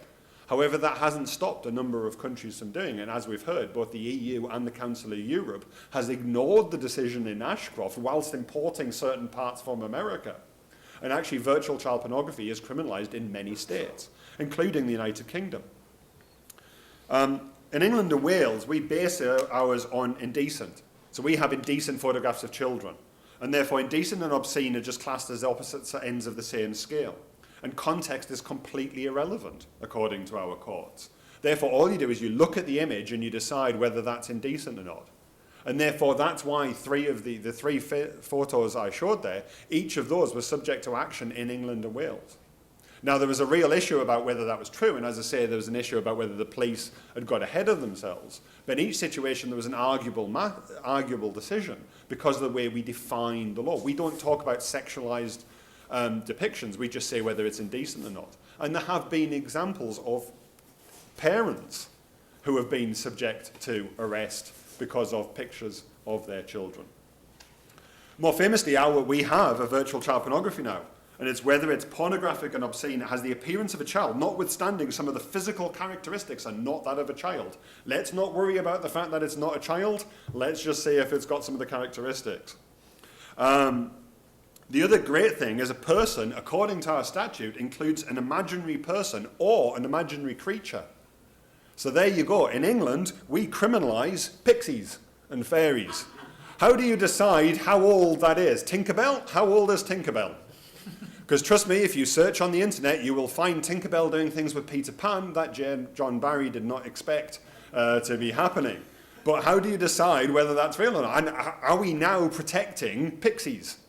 Do we have a Protection of Pixies and Fairies Act? Because we will actually criminalise this rubbish. Manga, again, we've said, how do you decide what age that person is, or that thing is? It's not even a person, it's a cartoon with a very weird face. How do you decide how old that person is? What about that? Can you imagine standing up in front of a judge saying, well, judge, what we're going to talk about is these pixies, and the goblins have been doing some really nasty things to the pixies, and we're a bit worried about the morals of the pixies and the goblins. And it's remarkable. But we have this situation because we've decided that paternalistically we're going to criminalise anything that even has any appearance of a child. How can that not be anything other than an attack on expressive and art? And yet it's come from this belief that we're somehow protecting people. Who? Sexting. Because I've only got a few minutes left. Move on to sextings. According to the national media, this is a new big thing that everybody, all our adolescents are doing it. Of course, it's not just adolescents. Many pop stars do this. Coincidentally, just before releasing a new album. Very strange that, but accidentally pictures of themselves get leaked to the media, which I discover is mainly when you send it to the journalist saying, hey, look at me, and it gets reported, and then you get a #1 single. Obviously, it's not just new either. Polaroid made a lot of money in the 1960s out of teens taking pictures of themselves. One of the great advantages of Polaroid was you didn't have to take it to the chemist to get it developed, and therefore you had an issue. But it's no different. Why do we think that behaviour has changed? This was happening in the 50s and the 60s. It's just, of course, the consequences are different. So there is issues there and stuff like that. But what about where you have this? As we've already heard briefly, there are a number of jurisdictions who will criminalise. The USA is quite an interesting one because it was the first country and first jurisdiction to actually prosecute. So there was a very famous JH in Florida, where Florida did imprison a 17-year-old boy for taking pictures of his 16-year-old girlfriend. Other states have actually gone against that and actually introduced things of decriminalising sexting or taking it off the register or providing a defence of once, which I quite like. You get one go. So you can take one picture of your girlfriend and that's fine, but if you take 2 pictures, you're going to go to prison. Not quite understand why you only think one's enough. But you know, there's whole issues about that. But at least they're doing that, and there's some of these issues. Other countries are trying to do this. I think one of the interesting things, and why I'm saying is this is expressive, is actually when you look at the research, and there has been a lot of research done about this, and why adolescents do this, a lot of their responses are quite interesting. So one of the things is, a lot of teens say this is just something adults don't get, which they're probably quite true. Most of us don't get it. And certainly don't want to get it. But why did they do it? Different people have different things. So sometimes they say it's part of the dating process. So what they do is actually take a picture saying, hey, like what you see, how about going out with me? Which is certainly a bit more direct than I seem to remember. But then again, I'm British, so I kind of did the whole bumbling kind of, excuse me awfully, would you mind possibly going to a dance with me? And all that kind of stuff. It's probably why I was single for a lot of years. So you had this kind of aspect with it and all the rest of it. Sometimes it's a present for the partner. Now, interesting, we've heard this about, for example, the military. We've said, you know, under 18, you can serve in the military. It's not unheard of for people that are going undeployed saying, hey, remember me, here's a picture, and all the rest of it and stuff like that. So there are some issues there. But a number of them say that actually they find it as part of expressing their sexual identity. And a lot of research is showing that that's what teenagers are saying. I'll wrap it up very quickly, honestly. And therefore, if it's about expressing their sexual identity, does that come within sexual expression? I think there is an argument that you can, and I have recently written on this.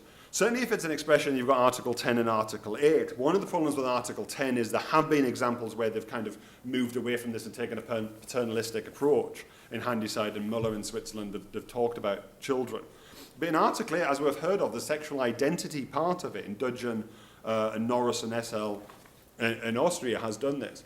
And certainly I think where you've got a difference between the age of consent and the age of child pornography, I think it would become quite difficult to criminalise it. And I think this is going to be one of the interesting challenges in the future, is that where you are 16 to 18, why is it that the law says you can have sex with as many people in as many ways you can creatively come up with, but if you take a picture of your boyfriend or girlfriend, you could go to prison and go on the sex offenders register. And that seems to me a contradiction in discriminatory access, and I think it'll be interesting to see to what extent that will come on And with that, I'm going to shut up because I'm getting looked at in a very please shut up way. And therefore, it's on there. And thank you for listening. All right, thank you.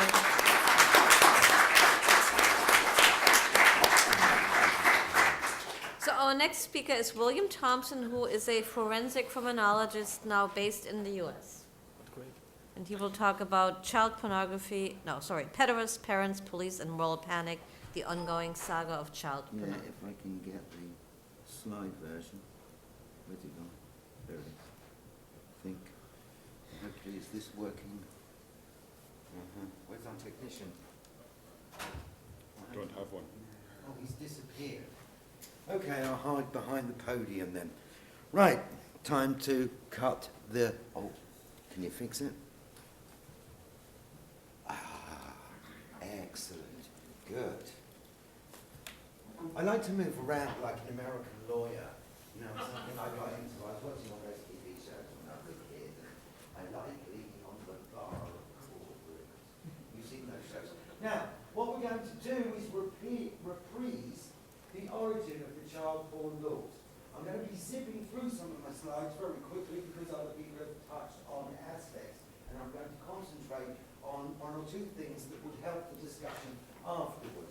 I'm primarily interested in the way that people, academics, there's a guy called Gillespie hanging around somewhere, and there's other people like us who are now raising questions that I raised 20 years ago. And we need to find out how we really ended up here if we're going to do anything about it.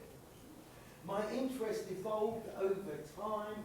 It eventually ate up most of my working life because I was used as an expert witness in all sorts of cases. I was the guy that did the job that no one else would touch because people were regarded either as beyond the pale or were real perverts. It's nice to be preaching to perverts occasionally. Now, the problem we've got is this. Bill, they require. Oh, they do. For the international. Oh, I'm sorry. Okay, so both hands now. Now, what we've got to do is we've got to look at the situation that occurred. Child pornography is not used just to save children from sexploitation, which itself is a very good thing. It's been used by lots of other people for lots of other reasons and causes over time. And one of the things that we saw in America in the 1980s, for example, is the way that these non-existent satanic cults that were abusing all these children in these daycare centers were funding themselves by child pornography. What is really interesting about that child pornography is no one ever found it. And one of the interesting contradictions we suffer from is that a lot of people who have been viciously, vilely, and nastily sexploited over time, particularly from the 70s, when the Danes started publishing this stuff, is those people have never come forward for some reason. We've got an interesting contradiction there. The FBI have found less than 200 child victims over the last 40 years. Where are those people? Where are those sexploited children? Why don't we concentrate on looking for them? There are good reasons not to chase them up now as adults. But what about the people that are suffering now? Sometimes the kids don't count. And we have to find out why. Now, one of the reasons why is because we want paedophiles to be punished. I spent 10 years of my life building what is known as United Against Injustice. These are people who were falsely accused either of being paedophiles or distributing or downloading child pornography for one reason or another. A very extensive group. It took a long time to build this in the United Kingdom. And one thing we were interested in is this kind of problem. Here's Derek Collins. He became a paedophile by clerical error. It took him 2 years to get into court to try to do something about this after he'd lost his job and lost a lot of other aspects of his life. He eventually got to the position where he could sue the local council in the High Court. But they decided this was not in the public interest because the clerical error that made him a paedophile out of nothing was made in the public interest. Britain is a very strange place. Now, child pornography is as old as the camera. All right? In 1874, you could go along and you could bust people. I spent 2 summers once in the British Museum and discovered that 30% of all pornography for sale in the 1880s, mainly coming out of Belgium and France, was of green fruit. That's what they called it in those days. So there's nothing new under the sun. But some people thought that there was. Denzin Gerber in the United States of America, who picked up on the public outcry against the availability of child pornography, and in Britain, our own Mary Whitehouse, quite a nice person, not the folk devil that progressives like to think she was. These people were serious about stopping a harm, but they also had other agendas. Mary, for example, was worried that the Williams Report was about to decriminalise adult pornography and thought that if she could convince the public that by reading Penthouse you'd end up a paedophile, she'd be able to get rid of adult pornography as well. Well, the British public sensibly decided we want to get rid of child pornography. It's not a very nice thing. It's extremely unpleasant. But, well, if you want to appear in Penthouse and you're over 16 years of age, that's up to you. Now, other kind of problems we had, of course, is the way people then exploited those issues for other ends. In America, for example, Playland was a crusade by Mr. Lloyd against child prostitution, boy prostitution. He didn't endear himself to gay people because he had a thing about gays, and he also had a slippage of where the age was, and so on.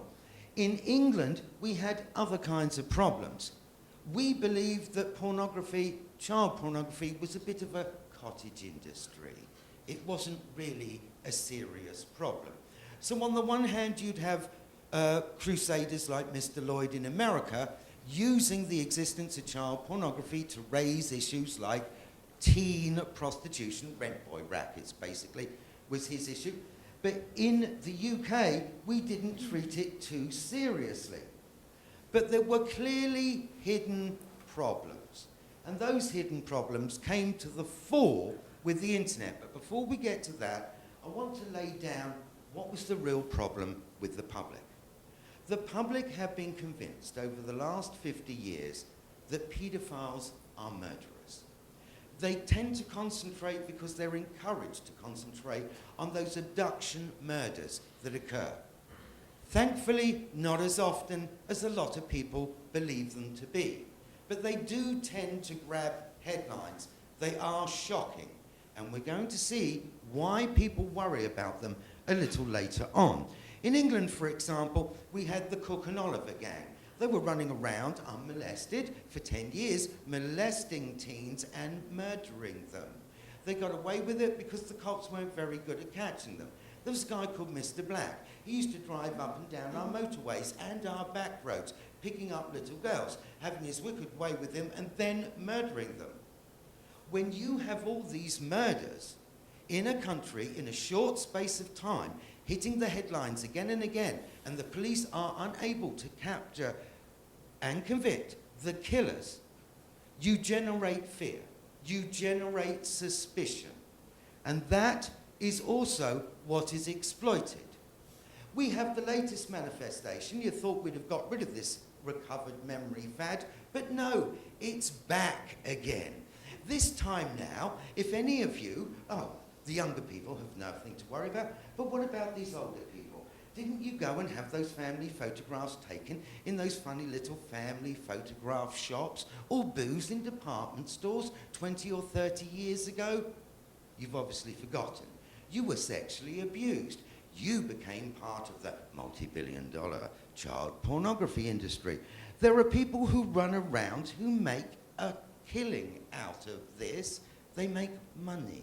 Here is the latest version, wanting you to believe that she was a child porn star for all these years. She hasn't got a single photograph to prove it. All she has is her wonderful recovered memories. And she's made a nice film out of it, so she'll get some money. Now, the interesting thing about the discussion today, we've been talking a lot about they. So let's start naming names. Let's start naming the British cops. What is their issue? It's very simple. The police can't catch Peter the Ped in the playground. They're not very good at it. So they wanted to outlaw nudity because it makes their job so much easier. And they argued that everybody who was collecting child pornography was going to use it to manipulate a child to have their wicked way with them. Everyone who had one of these pictures must be a potential paedophile and was going to use the picture for devious reasons at some time or another. Now, there are clearly real cases. The Manchester Vice Squad were wonderful. They often managed to trace the victims of some of the downloaded pictures. Terry Jones was wonderful, and he moved heaven and earth to find them. And his most amazing case is the day he saw a reflection in the mirror of an evil picture, and he got an architectural historian to identify the nature of the houses opposite through the window with the reflection in the mirror at the actual crime scene. Once they'd identified the town and the area, because all builders in the 1880s used to put their own little symbols under the gables of houses, they were able to locate the area. And they could see the number on enhancement through the image in the mirror in the crime scene. And as a result, were able to narrow the houses down to 2. Now, that means someone got their door knocked when they shouldn't have done. But they managed to find a perpetrator and several victims in that house. Those are the good things that police officers can do if they treat the issue seriously. Unfortunately, most of our police aren't like Terry Jones. No, they will like to bust anybody. Now, many moons ago, I had a visit from the police after they made sure I was no longer in town. A very, very brave SWAT squad went barnstorming through my front door and into my university office, looking for child pornography. I wonder why. What made them think that I would have some child pornography? Could it be that I was the only expert on pornographic cases that would even look at your material if you were an accused paedophile to decide whether or not it was lewd, indecent, and at what level it might actually interfere with the law and make you guilty or not guilty, as the case may be? They wished to undermine my credibility because most cases I were doing were false allegations of sexual assault, demonstrating when ideologically motivated paediatricians were actually inventing positive medical results, identifying where and when social workers were implanting false memory in children. This was quite embarrassing for certain groups because the claims they were making in public were completely false, and I was demonstrating this and having rather a lot of success. And this caused the ideologues, the social workers, or the cops concerned, a lot of problems. So they wanted to get me out the way. The interesting thing about being accused of paedophilia is you don't have to be a paedophile to suffer all the consequences, excluding jail. 20 months before they admitted there was nothing on any of my computers, 20 months before they admitted that the only child porn they found were in the case files that they shouldn't have taken away in the first place. 20 months. Why do you have to wait 20 months before they finally admit something? Because by then, of course, you've been removed from all the cases, you haven't got a job anymore, and they've put you out the way. When we worry about things like representation and due process and everybody's human rights, you of course need your expert and your lawyers who are going to help you get those. The aim in the United Kingdom was to get rid of every independent expert that could possibly be used by the defence.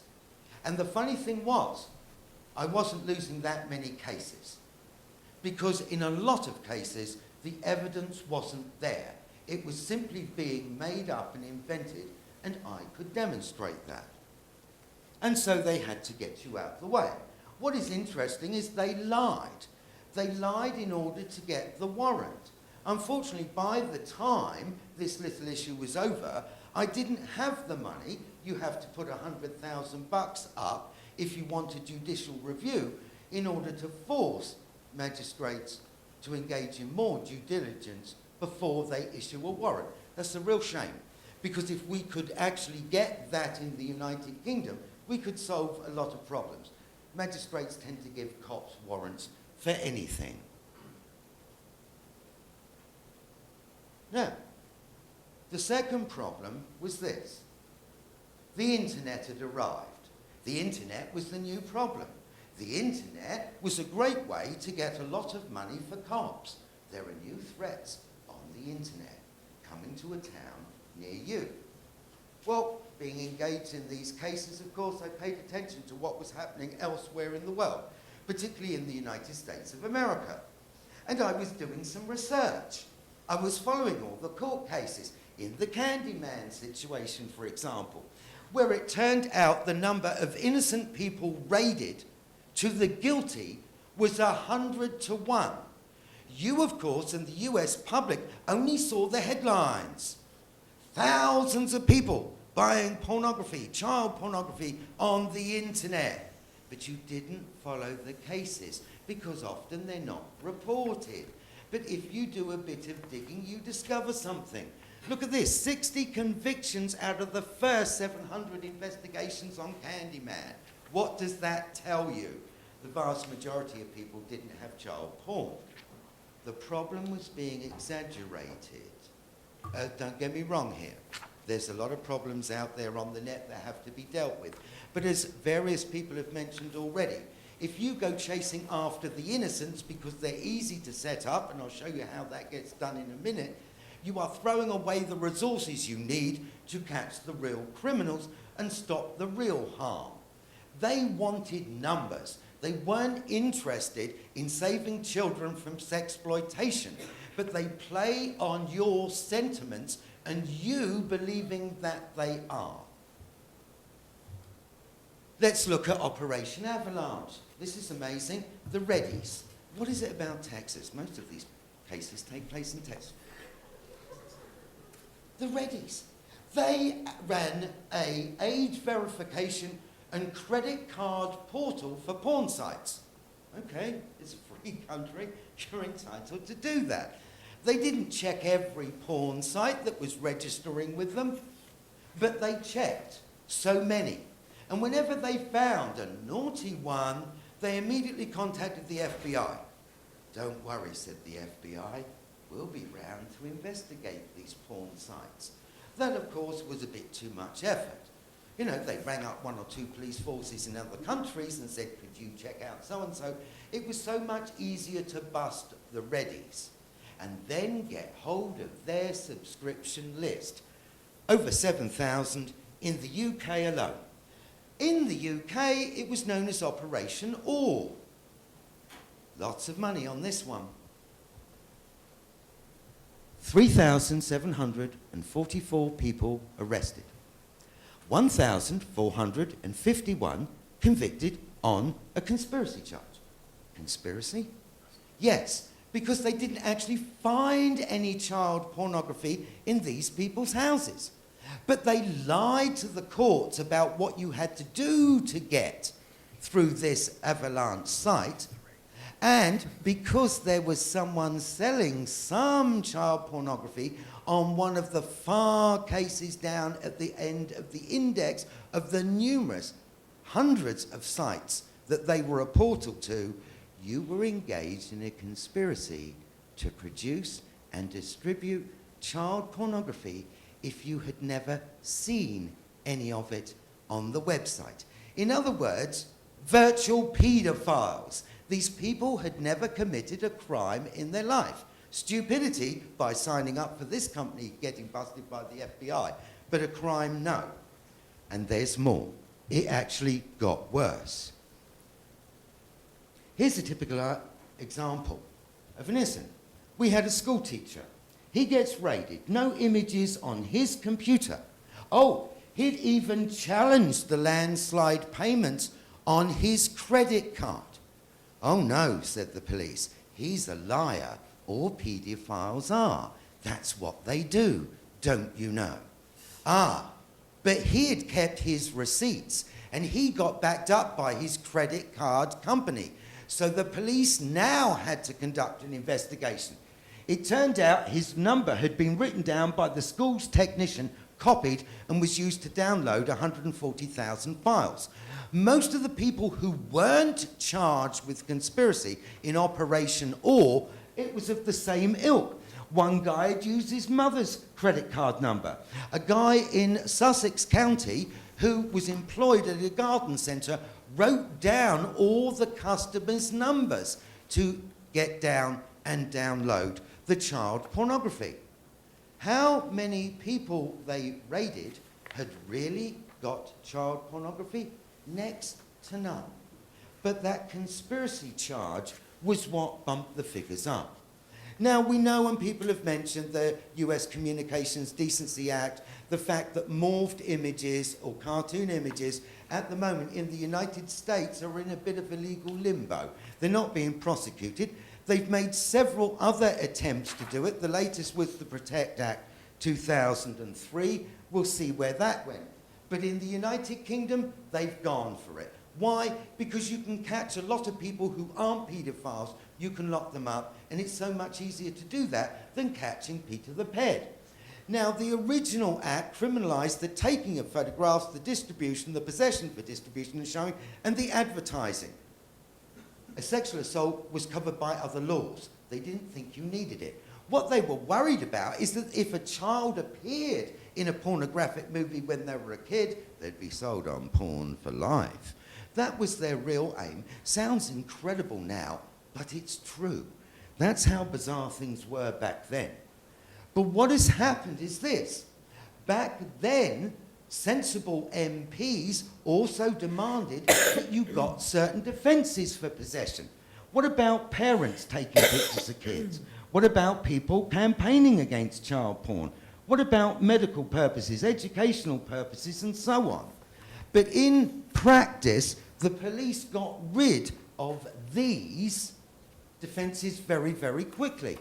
And they got simple possession criminalised in 1988, claiming that all pictures would be used to manipulate children, to sexually assault children, so they were going to stop further crimes if you only gave them the power to go after people who might possess the material. We could, of course, ask questions, why would people want to possess such material?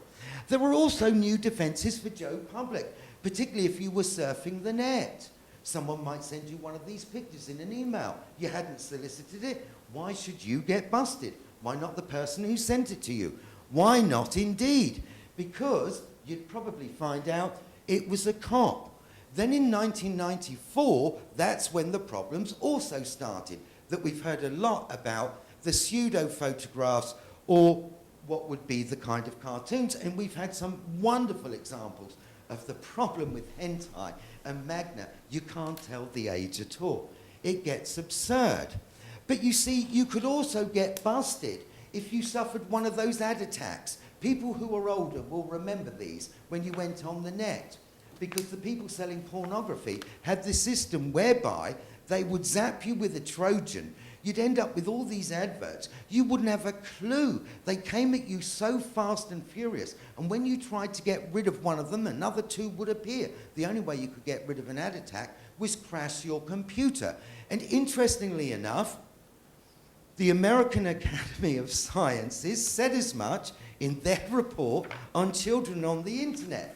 This amazing, huge 800-page report that no one's ever heard of, because it was the most rational thing ever written on children, the internet, and child pornography. So they've just ignored it ever since. They warned how all these mistakes could actually happen. And we had other problems in this move from taking to making. Let's look at Mr. S. In 1997, he's chatting with what he thinks is a mature woman. Actually, it's a cop, who sends them unsolicited child pornography. He deletes the material, Not only presses delete, he puts it in his trash can, he then deletes his trash can. As far as he knows, he's got rid of it. His mistake was telling his flatmates. Because later on, several years later on, in a dispute over a phone bill when they're leaving, they've now got something on him. Oh, and by the way, he downloads child pornography. In came the cops with expensive software, and they suddenly discover an image that he couldn't recover himself. And so he's got a problem. He has made an indecent image simply by opening his email. Now, we haven't got a lot of time to go through it, but it's quite clear if you look at the statutory instruments, if you look at the parliamentary debate, they never meant making pornography to be anything other than constructing it with software. Not in Parliament, not in anywhere else. Making was only used for pseudo stuff with software that you make yourself, not opening or downloading. But judges have decided that in the ordinary meaning of the words, you make something. You download a picture that existed in America, it could be the first one in England. You've made the image in England. So, although Mr. S never did anything, his career was over. What is very interesting is this.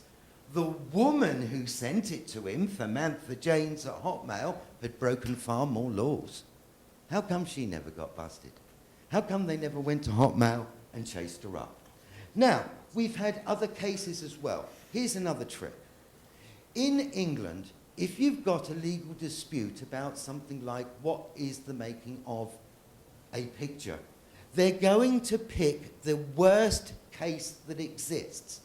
In England, we had this bizarre case where Bowden was heard before Atkins, though Atkins was technically, chronologically, the first case, because they could uphold the appeal in Bowden, who was guilty, to extend the law to catch people like an Atkins, who was debatably not guilty for what he actually did.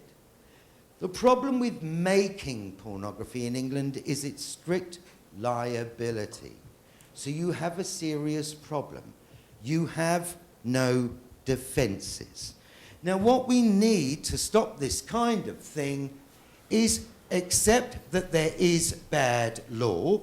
Gillespie suggested a new defence, attempting to delete an image one did not solicit. I'd go much farther. What we need to do is actually redeploy, bring back the defences that used to exist. We need to review that material and those new laws about 16, 17 and 18-year-olds taking pictures. In the UK, we definitely need to get rid of what it means to be indecent. In short then, let me sum up. What we have is an interesting situation where judges and cops have gone much further than the statutory laws that were put in place. At the same time, we have a bunch of legislators who are worried, because of the great porn panics of the past, that they need to prosecute everything. If we look at the history and work out why it was that nudity and simple nudity is now being prosecuted, I think we would have a better opportunity to stop it by looking at the legal problems that led there and mounting legal challenges to it. Now, I know that people want to get into discussion, so I'll knock that on the head at this particular stage. Thank you very much.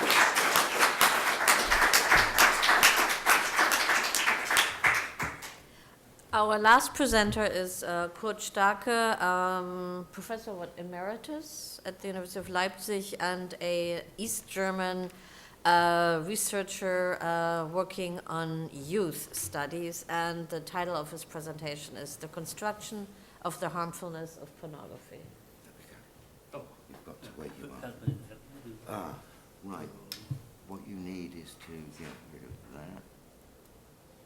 And we need to put you on slideshow.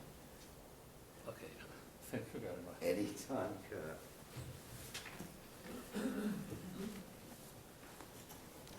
Thank you for invitation. Thank you for you. Very nice. Welcome. And especially thank you for Thomas for his first-class help. Can one imagine a world without pornography? Yes. Really? Can one imagine our world without pornography? No. Really? Everyone has a certain concept of pornography. But who can really define it? Everyone knows it somehow and constructs a judgment about it, but no one really knows it in its totality. The infinite labyrinth of porn and the internet especially confuses us. The phenomenon of pornography is vague, unsettled, and contradictory. The only sure thing is that pornography has something to do with sexuality, and that it provokes some reactions in practically everyone. As a research specialty, I have addressed this nebulous circumstance from my perspective as a sexologist and youth researcher, and approached the theme of pornography and use and pornography, supported by my own empirical inquiries of that title. Here is the essence of my analysis. 1. My research and inquiries have a clear result. A harmful effect of pornography per se on youth cannot be determined. There are indeed an abundance of hypotheses and speculations, including some that seem plausible at first glance, but precise and widespread findings of harm are not available. It cannot automatically be assumed that pornographic products influence young people negatively and endanger them morally. This popular fiction has no scientific substance. 2. Pornography exists for certain reason. It is a component of market-oriented economy and follows the mechanism of this social system. It serves certain needs and seeks for a profit motive to create needs. Although it is negatively valued in society on moral grounds, pornography thrives and finds its customers.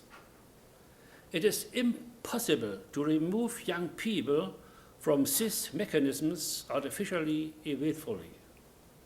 Pornography does not throw the society into ruin. That is not its meaning and goal, but is immanent in society. Pornography needs social structures and uses them. Pornography and the market economy create a known antagonistic symbiosis.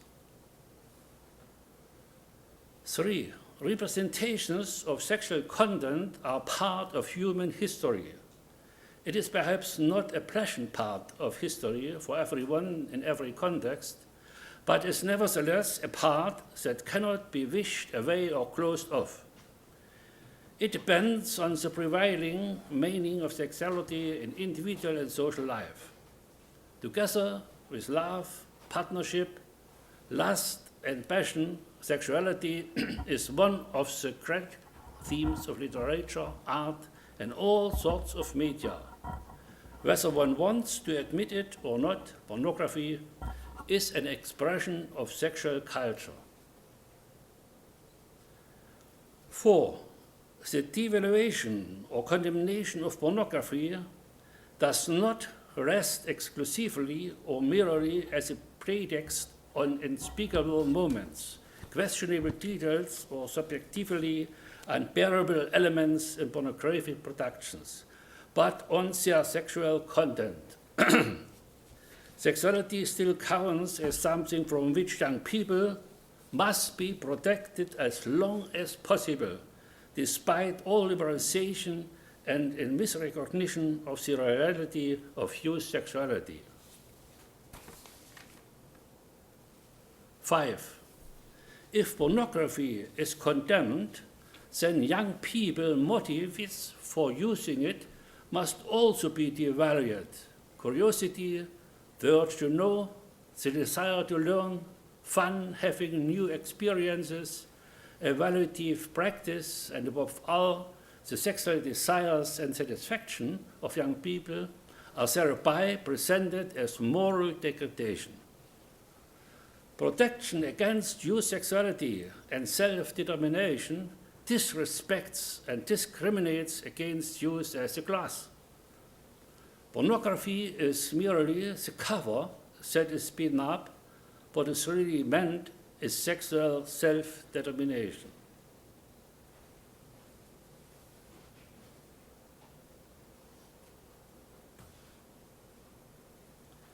Six, certain content which is attributed to pornography, like violence or old-fashioned gender roles, is not unique to pornography and is not an unvarying characteristic of pornography. These problems should not only be fought there and not only in media offerings overall, but primarily where they have their foundation, in our real, namely, in social practice. They should not be cured in their symptoms, but should be recognized in the context of their causes in order to work against them. When this doesn't happen, the fight against pornography merely functions as an alibi. 7. The essential and most important element in the relationship between youth, pornography, and society is the young person himself. He freely decides whether, to what extent, how often, how intensively, and in what situation he turns to which sort of pornography. That will turn out differently according to the parameters of each young person's personality. Speculative or real risk in the consumption of pornography by individual humans cannot suffice as grounds for general restriction which are contrary to the freedom of art and scholarship, and above all, the freedom of choice of the young person. A modern and reasonable regime of youth protection must recognize that young person as a subject and see him as a partner to whom every real help is due, not only directly, but we can also be indirectly assisted, inasmuch as conditions for his free development are supported. Such a regime of youth protection does not consist of commands and restriction, but of constructive activities. Strategy of restriction are also inadvisable in the context of pornography. They contradict sexual self-determination and make a sensible sexual education more difficult. 8. Measures against pornography as nonsensical force and difficult to defend as they may be, can be sought out of concern for youth and a feeling of responsibility for the younger generation. However, this may only be a pretense in order to conceal repressive intentions, follow a populist agenda, or activate factional politics.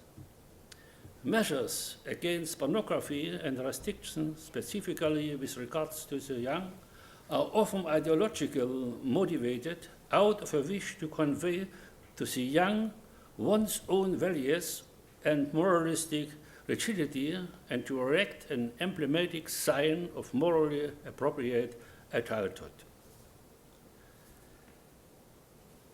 9. Pornography is incapable of being banned and eradicated. Both these terms belong together, for the final goal of banning something is not punishment, but the disappearance of what is banned. 10. There are many grounds for the inability to ban and eradicate it. A first, and certainly not the most important ground, is of a practical nature. In the face of its virtually unending variety, pornography cannot be apprehended, and even if it were successful to arrive in a unitary worldwide ban legislatively, it would be practically impossible to construct, be executive, fiat a functioning apparatus of persecution. The counter-argument that we should at least try is not valid because accident and arbitrariness always rule in the selectivity of persecutions. A ban that is not enforceable is senseless. A second ground is by itself enough to judge pornography incapable of being banned and eradicated. This lies in the concept of pornography itself. What cannot be defined inambiguously also cannot be made correctly comprehensible and practical imprehensible.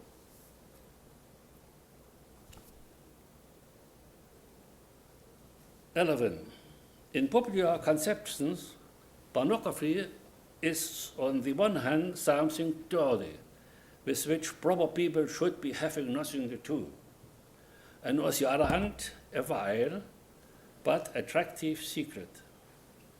But in scholarship or in society, it quickly becomes apparent that there is no generally recognized and satisfactory definition of pornography, and there probably cannot be.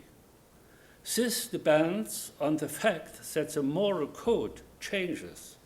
That is what disturbs prevailing customs and thereby counts as immoral. Concepts like immoral, harmful to modesty, and obscene are in themselves extremely vague. The sexual is in itself not obscene, but in the case of pornography is labeled obscene. It is observation, designation, judgment, and fantasy that makes the sexual into the pornographic. Pornography would then become whatever is so designated. The sexual is on the one hand every day, but on the other hand, it always stands in special context. The erect male member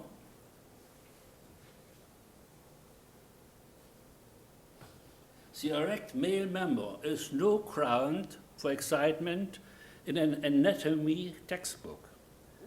An open annoyance in the case of pleasure, shocking for a high school girl, a rarity in a nude beach, a hindrance during work, art in an Indian sculpture, as simple as an African fertility figure, an embarrassment in a daily newspaper, a norm in even the cover image for a porno magazine, joyful in intimate situation and necessary for intercourse. There are many points, 12. There are many points of contention in explaining the concept of pornography. What are some of them? A, is it art or not? Everything which counts as art cannot be pornography. The former is clean, valuable, respectable, legitimated, even uplifting, whereas the latter is dirty, primitive, worthless, reprehensible, corrupting. B, is it monolithic or not? Some see pornography as a fixed unity, others emphasize its variability. C, thought-provoking or not? D, primitive or not? E, love, art or not? F, emancipatory or not? G, violence or not? H, catharsis or not, I, harmful or not, J, commodity or not, K, open or private. For some, only what is open, distributed by the mass media and accessible can be judged as pornography and persecuted. For others, even the private realm is accessible in the context of pornography. Every private photo on a nude beach, every love letter with free sexual descriptions, every self-made cell phone photo of lovemaking can be judged as pornography and persecuted. L, genital or sexual. The genital and the visible are prominent in many definitions of pornography. Thereby, every post photo, insofar as it is not ranked as art, and generally every presentation of naked bodies in pornographic, since this is not tenable, formulation like in arousing posture, lascivious action, and posing are added to the definition. Posing thereby becomes relevant in criminal law, but is not able to be unambiguously determined. M, sexual arousing or not. N, value-free or value-laden. A tree is a tree. Its definition contains no moral judgment or customary values. With pornography, it is different. Only through a value judgment does something become pornography. 13. The individual points of contention and imponderabilities in the definition of pornography show that elements of the stipulation are characteristically unprovable and thus without scientific value. They admit every possible interpretation, door and gate open to arbitrariness. The expressions pornography and pornographic are unsuitable for legal language. What is not unambiguously definable also cannot be legally comprehensible and practically apprehendable. Insofar as pornography is an evaluative and moralistic concept, it cannot be used neutrally. The interests of the era's moral judges from into the foreground. Pornography can become an overly handy principle of power. 14. The question that is usually posed sounds like this: what does pornography do to young people? Pornography is in this question considered as a given quantity and even identified as such. This quantity pertains the young, specifically piece by piece. A piece of pornography points to young people. A piece of the pornographic universe bursts in, that is concrete, graspable, and comprehensible. Turned around, the piece of pornography stands for the whole in this question and is fundamentally exchangeable. Since pornography is given fundamentally negative attributes, the executive authority automatically measures out a dangerous or endangering potential in piece of pornography which was apprehended. Pornography is fetishized as a poison and made into an agent. This agent becomes a moral arch-enemy, an evil that exists always and everywhere, and from which at least children and youth must be protected. The question, what does pornography do to young people, is from the outset answered in a normalizing way, only something bad. Without asking the victims, without being able to prove effects. The young are taken as a being incomplete. They are incompetent and unripe, in any case in mere object of protective efforts. The young person earns object status in two ways, from the agent, pornography, and from the agent use protection. Use is denied its voice. Every indication symbolically codes a denial of voice. It stays with the one question: what does pornography to do the young people? A second question is not posed at all. 15. However, there is a second question.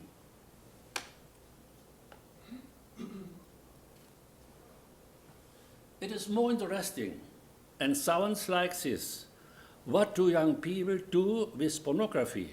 Hereby, a change of perspective follows. The user of pornography is recognized as an actor, both male and female. Instead of the young being an object or victim of pornography, he becomes a subject, a doer, someone who decides whether he does something with pornography or what he does. Thereby, the young obtains another status, namely that of self-determining personality, who is equipped with civil rights and takes over responsibility for himself, and who earns trust. From the pedagogical standpoint, that is an emancipatory concept. From the psychological standpoint, a respect of young personality.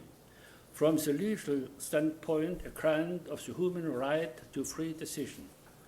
The old argument that young people might fail or do something wrong with such grant of responsibility for themselves fails to recognize that freedom always contains risk, and that those growing up can and must develop social competence, media competence, and also competence in dealing with pornography and only in their own encounter with it. That those growing up should be supported in this is a necessary and positive part of an emancipatory interaction with youth, and especially for all pedagogy, all counseling, and all youth social work, and much more complex and nicer than grim indictment or brutal suppression or helpless ignorance. 16. From the standpoint of communication theory, a third question can also be posed. What does the young person and pornography do with each other? Thus, instead of one-sidedness, we have intersubjectivity and reciprocal effects. This phenomenon of interaction is fundamentally nothing new, but well known. Whoever buries himself in a romantic novel is, if he can read and the book pleases him, always something there. He lives in the action that is described. He deals with it. He imagines how he would act. In this sense, the book acts upon him, but it is an interactive action, because he brings his own life, wishes, and imaginations into this book.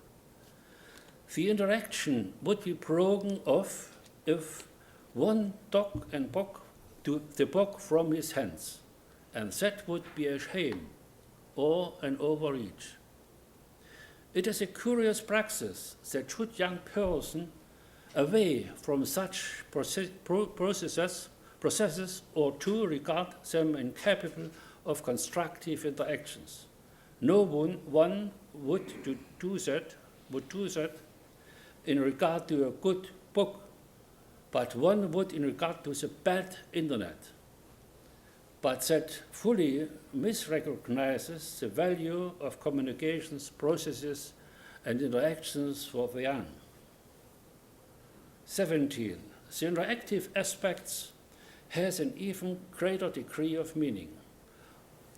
On the one hand, the young person reinfuses his earlier interactions, consciously or unconsciously, into everything he thinks, feels, and does. His experiences, values, and dispositions enter in his present action. On the other hand, the interaction of user and pornography does not take place only in abstraction and isolation, but this interaction happens in a certain place, in a certain time, in a certain situation that may also include other person, whether present or absent. This in turn can have substantial influence in the present encounter with pieces of pornography. 18. The three questions I have posed are not yet the end of the chain of questions. The fourth question sounds like, what happens if users become producers? If novices but their own sexuality without financial interest into the net and enter into interactions with other consumers or producers. Next to professional pornographic merchandises, something else comes into being, indeed something that concerns today's sexual behavior and brings real sexual action into worldwide cyberspace and at the same time confronts traditional pornography. 19. Youth cannot be imagined as an empty fountain into which the sewage of pornography is poured. Inasmuch the young person is understood as an active subject who is capable of constructive interaction and creates for himself his own real and virtual sexual world. We open up understanding for new developments and for the unsoundness of bans. 20. Pornography is not a fixed quantity. It changes and gains new attention in the present. Ordinary pornography has become old-fashioned. In youthful pop culture is mocked, ridiculed, and sexualized. More and more it is replaced by new forms of sexual representations that find resonance with young people. An expression of this is the fact that real sex by those that have it is disseminated with the cell phone or placed in the internet. Use has become different. Pornography differently disseminated and received. Sexuality presents itself differently. Use relates to the sexuality differently. Thereby, the assumed harmful effects upon the young have become pure fiction insofar as they ever existed.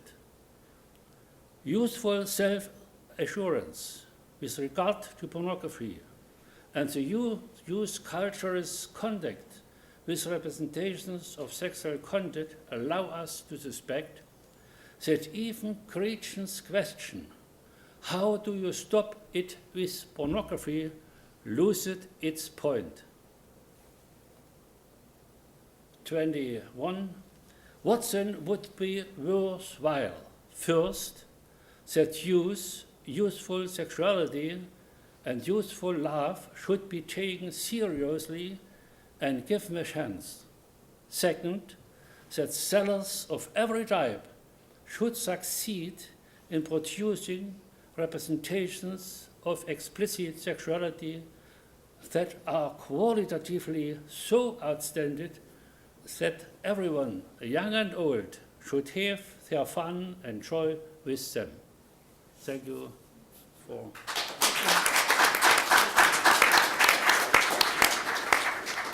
Now, since we started 15 minutes late, I think we can take at least 15 minutes for discussion. So I invite questions from the audience, and I think the way we're going to do it is just collect a few and then have the speakers respond. Questions, comments? Yes, please.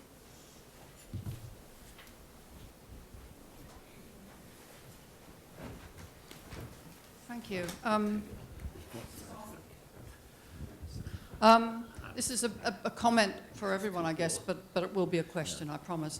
40, 50 years ago, feminists took on definitions of pornography, as I'm sure you all know, and said, you know, this really isn't about sex. That's not what pornography is. It's about, and they were talking about heterosexual pornography, it is about the exploitation of women by men. It is about this, you know, constructing women as sexually available for men to do whatever they feel like. It can amount to abuse, violence, and so on. And that's how it should be recognised, although, in fact, the British government wasn't interested. And we're still, still fumbling around with these definitions that are based on indecency and so on.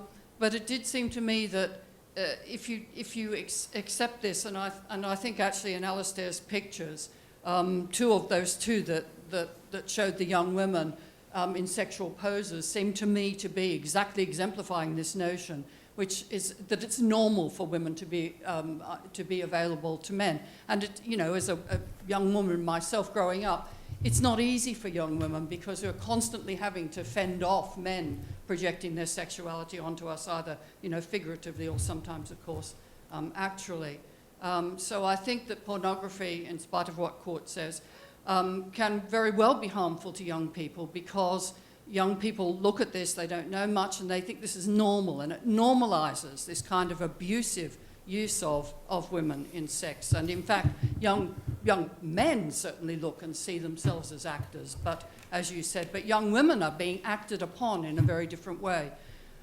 So I think probably what I wanted to say too, what feminists said, they used to have this slogan which was, pornography is the theory, rape is the practice. And while I'm not saying this is a causal thing, it's an illustration of exactly how this is all part of the social control, the sexual control of women, which of course persists in reality, and that most sexual crimes are by men against women. So the question I have is, do you think, and this is particularly for Helmut and for Bill, that if governments had accepted this notion that it isn't about nakedness and open depictions of, you know, of sex, but actually about violence, actually about exploitations and abuse, we wouldn't have these anomalies, these ridiculous parts of the law that are kind of sidetracking us from the real issue. Other comments, questions from the audience? Yes, please. Yeah. Okay, we can do that too. Anyone wants to respond to you? Well, I'll start. I had a lot of sympathy with Mary Whitehouse. Mary Whitehouse was a charismatic Christian. From her perspective and belief system, the normalization of pornography was going to destroy the world as she knew it and the way she wanted it to be. I agreed with her. From her perspective, it would do that. Then the feminists. Well, according to Angela Dworkin, if a male penetrates a female, it's effectively the colonization of a body.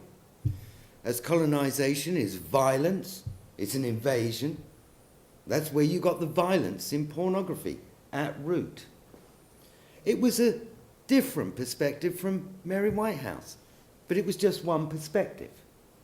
For some reason, the feminists, the post-war petty bourgeoisie, wanted their definition rather than the pre-war moralistic definition. But it was merely one way of seeing it. An 11-year-old boy and a nun would look at the same picture in Penthouse and come to very, very different conclusions. What was really happening is this. Pornography doesn't mean anything until you give it that meaning. It certainly has effects. Certain people use it in some ways. Some ways could be violent. But just because Mr. Smith over there is thinking about it in one way doesn't mean to say that Mr. Brown over there would be thinking about it in the same way. like Mary Whitehouse and Angela Dworkin, these males would have a different relationship with pornography. They would impart and they would draw out of it different values. It's like everything else in life. It's what you make it. And the key issue was this, and I never understood why feminists didn't understand this. Sociology demonstrated many, many moons ago that the same thing can mean lots of different things to different people, can be used in different ways. So I would reject a single simplified meaning. The fact that you repeat the idea that penetration is colonization, it's oppression, and violence doesn't make it so. When I had sex with vaginas, I discovered my penis was enveloped by a vagina. I was being sucked in. It was like I was being consumed by an octopus.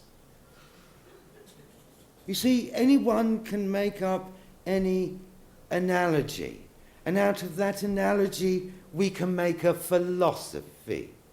And when Angela Dworkin ends up in a Parisian hotel room making up lies that she's been sexually assaulted 10 years after she wrote one of the most pornographic novels on the planet, I think it's about time to go back and look at Firestone, Brown Miller, and all the others, and see what it was that they were actually doing.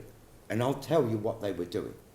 They wished to replace Mary Whitehouse's religious interpretation with their own puritanical interpretation. They wanted to give porn a single interpretation instead of doing what any constructive person on the planet should do. Look at what exists and try to alter it. Try to make it something viable, useful. Warn by all means about its misuse. But everything can be used productively and everything can be used destructively. And pornography is no different. It can be abused. It can be used, as we've just heard, for a very pleasant purpose too. It's time to finally recognize the duality of everything and the natural ambiguity of life. It's what side you're going to come down on that counts, what cause you're going to support. That's my view. Anyone else on the panel who wants to respond? Yes, Alisdair, and then Helmut. Just give us maybe a slightly different perspective. I think the objectification of children and the sexualization of children is something that I think is a matter of significant debate at the moment. I think most people would think that there is increasingly issues with this, and certainly, I think we're aware of some of the controversy around, for example, Miley Cyrus and stuff like that, which is quite interesting because she's kind of being depicted as this kind of evil person because she grew up as a Disney star kind of thing. I think there's some quite interesting agency issues around how that's coming on, which is a separate issue to kind of sexualization and objectification. I think the Brooke Shields photograph, I think, is disturbing. It's a prepubescent image of somebody with lots of makeup posed in a particular sexualized way is presented in a way as a sexual object. I think there are issues with that, and I think therefore I have a lot of sympathy with that. I suppose where my thesis comes from is I don't necessarily think the child pornography laws are the right one for that, and I think that's where I think society needs to work out how it wants to deal with the sexualization of youth. And the sexualization in general, including adult pornography. I think a lot of my work recently has been developed that I think we're in danger of losing focus of what the actual child pornography laws are, because it's very easy in most democracies to amend existing laws than it is to bring in a new one. But the problem is you get the almost there's an expression in England called salami cuts, that the idea is that you take very small cuts and you don't notice each individual one, but when you look, you've lost half of a salami sausage. I think there's a danger of the other way around with some of what we're doing with child pornography laws, is that we're actually gradually expanding it. And actually, when you look around, you suddenly think, oh, that's not what that was designed for, that's not what theirs for. So I think my argument is that actually, I think we do have to address sexualization of youth, and we do have to address things like the Brooke Shields argument. I just don't think the child pornography laws are the right ways of doing it, and I think we've got to have a debate about how we're going to deal with pornography in general. And I think the arguments that have been raised, you know, that's been one of the most contested things, you know, the feminist critiques of it. But I mean, But of I course, think there's the the next different speaker ones in also terms wants of to the say second and third wave, because obviously we've got the third wave feminists are suggesting that second wave feminists have got it wrong about pornography. So I think there's lots of debates around that, and I think that's some of those issues we have to deal with. Okay, Graupner? From the Graupner?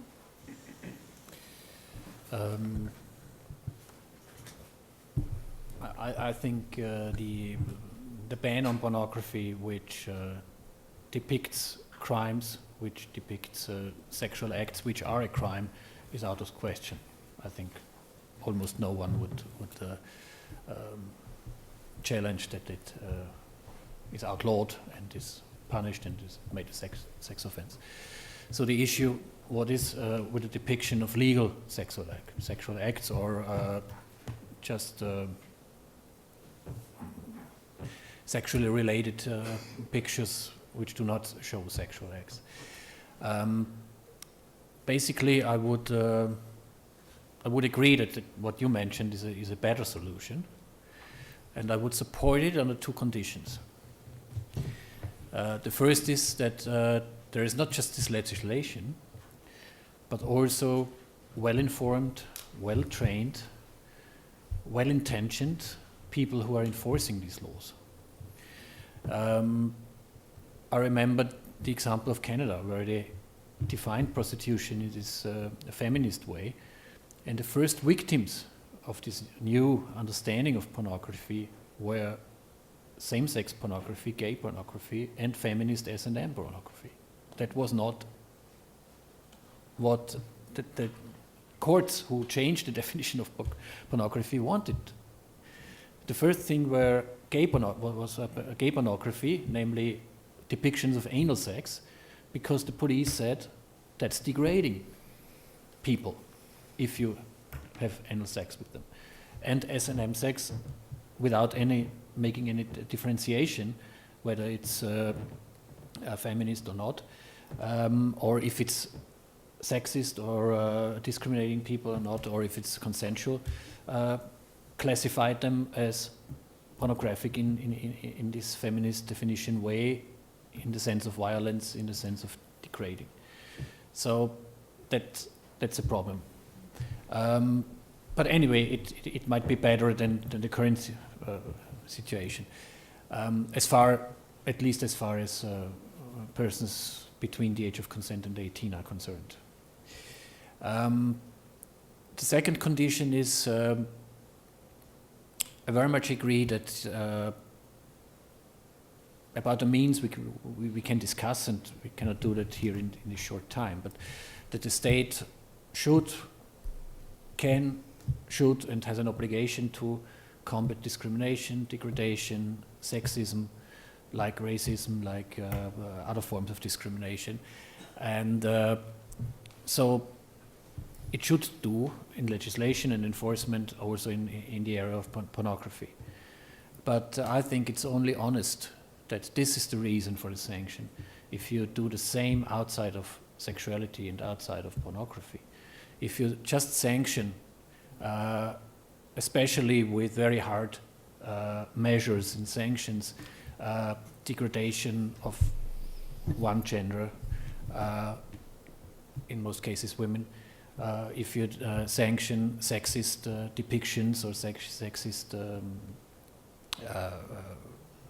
movies, etc., only if they have a sexual element, or if they show explicit sexuality, but not when there is no sexuality, then you're not punishing the degradation, you're not punishing the violence, you're not punishing the discrimination based on sex and gender.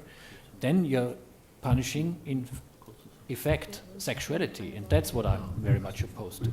So you should, when you always use the law for sanctioning, for persecution, for prosecution of violence, of degradation, of discrimination, whether it's sexual or not, whether there's a sexual contact or not. And not only in the display of pictures, but also in real life, it's the same. One of my missions, I would say, is sanction the violence, sanction the violation of self-determination, sanction degradation, sanction dehumanization of people, whether it be in real or in depictions, but not sexuality. Sexuality is not bad. Violence is bad. Discrimination is bad. And if you just sanction it when it becomes sexual, then your real target is sexuality, and that's what I'm criticizing. If you're focusing on violence and discrimination and degradation, and you do it equally, whether it's sexual or it's not, then you will have me as ally. I think that's a good point. I wanted to give other members in the audience a chance to contribute their voice and then go back. Yeah, so we have at least 3 people, starting with you. Okay, so very hard to answer quickly.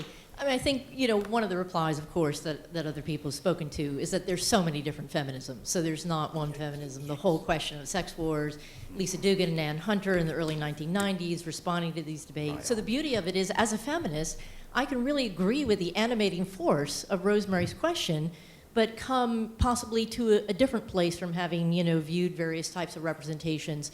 So to come back to the question of violence, one of the most interesting circumstances I saw was with the film Bastard Out of Carolina. Don't know how many people have seen it. Considered to be a feminist film. So, I mean, the book is considered to be a very important feminist lesbian text, taught in women's studies and gender studies courses all over the United States. Became a film. Angelica Houston was one of the producers. And what's interesting about that film is, because it's a lot about the abuse, the sexual abuse that this young girl suffers, you know, in her family from her mother's boyfriend. And so when it gets reproduced in the film, of course, you have images. And what I would say about that is, interestingly enough, they are very, very violent images. They are the most violent sexual images of a child I have seen in film, bar none. Because the child is being abused, the child's being raped, the child's being beaten by a belt. But the rape scene is really striking. It's like a head-banging rape scene of a young girl, in which her face is all bloodied afterwards and her body is sort of torn apart. That's in a feminist film, and used to illustrate a sort of feminist point about the deep-seated nature of abuse.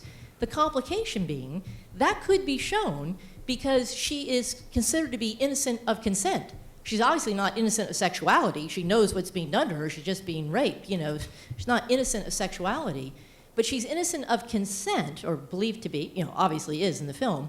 So that's allowed to be shown. Lolita, at the same time, the film Lolita was coming out. It's in 1996. And it was highly controversial as to whether it was even going to be able to be shown in the United States because of the sex scenes involving Lolita, where she's seen as consenting. And so the irony is, in this particular case, a girl consenting to sexual pleasure is not allowed to be seen, or there was a question about whether it could be seen, whereas this feminist film that shows these incredibly violent, sexualized images about a girl, but to receive the feminist, you know, political point, which I'm not entirely against, that she wasn't consenting in that circumstance, could be shown. Now that's the type of complication, you know, the complicated place where we find ourselves, where even a very violent sexualized image of a girl could be shown for a feminist purpose, but it produces a representation that's the most violent one I've ever seen. So at any rate, much more I could say. I was going to ask about Capturing the Freedmans, who's seen that, what you think about that the police are essentially making a pornographic film as they suggest to children that they've been sexually abused when they haven't. So, I mean, the police are the ones actually making the porn film, and it's actually a very tender feminist representation of the mother. But that's enough for me. I want to give the other 2 members in the audience a chance to offer their voice as well. Yeah, I'll try to keep this question very brief. The concept of fairy sex was very interesting because here in the United States, you know, I work primarily with federal legislation and advocacy, and the purpose for criminalizing fairy sex and virtual child pornography, things like that, where there is no actual child being harmed in the production of this image, as they say when they have scenes in movies with animals that are killed. The concept stated in the congressional testimony from both the Marshal Service, I believe, and psychiatric experts that are paid for their opinions, is that the person committing the act of viewing pornography is thought to also be guilty of untold myriad abuses against actual children. And isn't it so much simpler to prosecute them for the pornography, which, as has been discussed, it's easy to frame and solicit people to engage in this behavior, even if they're not otherwise predisposed to do so. It's much more easy to prosecute that type of offense than it is to actually catch them committing offenses against real children. And then the other side of that is, if we can prosecute people who have this predilection before they have the opportunity, but they would in the future commit real crimes. Yeah, although... Okay, I want to give the opportunity to the gentleman in the back who has been raising his hand for a while, and then all of you can briefly respond, and I think then we have to go to break. Isn't that right? Yes. Okay, thank you. A lot of food for thought here. And as I'm working on a dissertation in this area, what it occurs to me is that I'm struggling through thinking through the law, what the law does, and the kind of social effects it has as a blunt instrument, criminal law, in constructing very solid black and white lines about what's appropriate, what's not, what's normative, what's not, and what can be sanctioned as a criminal and what's not. The question of child nudes, to me, doesn't seem to have been adequately addressed. So, for instance, we have, I'm not talking about acts that are illegal with children, but artistic portrayals of child nudes. We have a number of artists like, has anyone heard of Jackie Livingston, who lost her job in upstate New York as a photographer for portraying her 10-year-old in photography. In the 1970s, this was before the institution of the child porn laws. Of course, Sally Mann, Alice Sims, the important Robert Mapplethorpe photograph of a 10-year-old boy naked astride a chair. If we're going to make criminal sanctions out of these laws, and these are definitely children under the age of any consent in the country, in any place, I think we need to think carefully about what we're criminalizing. The other point I wanted to make is that, of course, images don't exist. I think what's happening under child porn laws, they've become so incredibly absurd. And I thought, doing my research, I've heard of the extent of the absurdity, and today's presentations has made things even more extensively absurd in terms of what's coming down the pipeline and so on. Is that, images exist within contexts and cultures of interpretations, and so do sexualities, including child and youth sexualities. They exist within communities, they exist within cultures of conversation. In that sense, I think child and youth sexualities need and deserve a public. But one of my analyses in my dissertation is that these laws are preventing the emergence of young people's sexual publics. We need to start thinking about sexualities as publics and existing within cultures of conversation and signification. And I think that the way through might be to expand and broaden the range of conversations that are possible about the eroticization or the self-production, including very young people perhaps, of wanted images that they might share or whatnot. And that kind of throws a wrench into perhaps our thinking around what is harmful and what is not, and how we go further because sexuality is a moving target, and young people's relationship to the visual image, especially in our image-saturated culture brought on by the internet and so on, is going to differ perhaps from some of us who are not very young, or not children, or very young youth anymore. So there's going to be inevitably these kind of ruptures and differences in understanding how we relate to an emerging culture or production of young publics. One last point I want to make, which is really might be more controversial, is if we connect very objectionable images, which would be criminalized images of child rape and what we might call incest the kind of crimes that have occurred primarily in private. These crimes have been spoken out by women and survivors for many years to bring attention to them. And if they become, they're now being imagized. They're becoming more visible and circulating in the culture as the most objectionable images around. I think we need to also pause and see that perhaps even these images can be reinterpreted.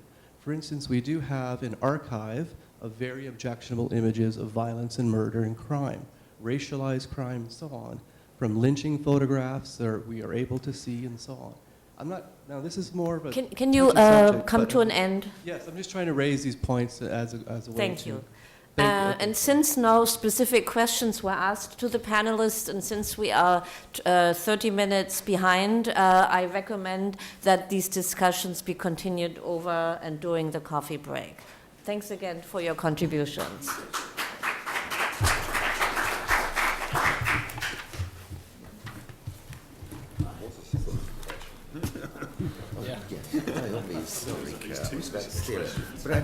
How could you do that? How could you say that? Replacing one ideological perspective for another is just...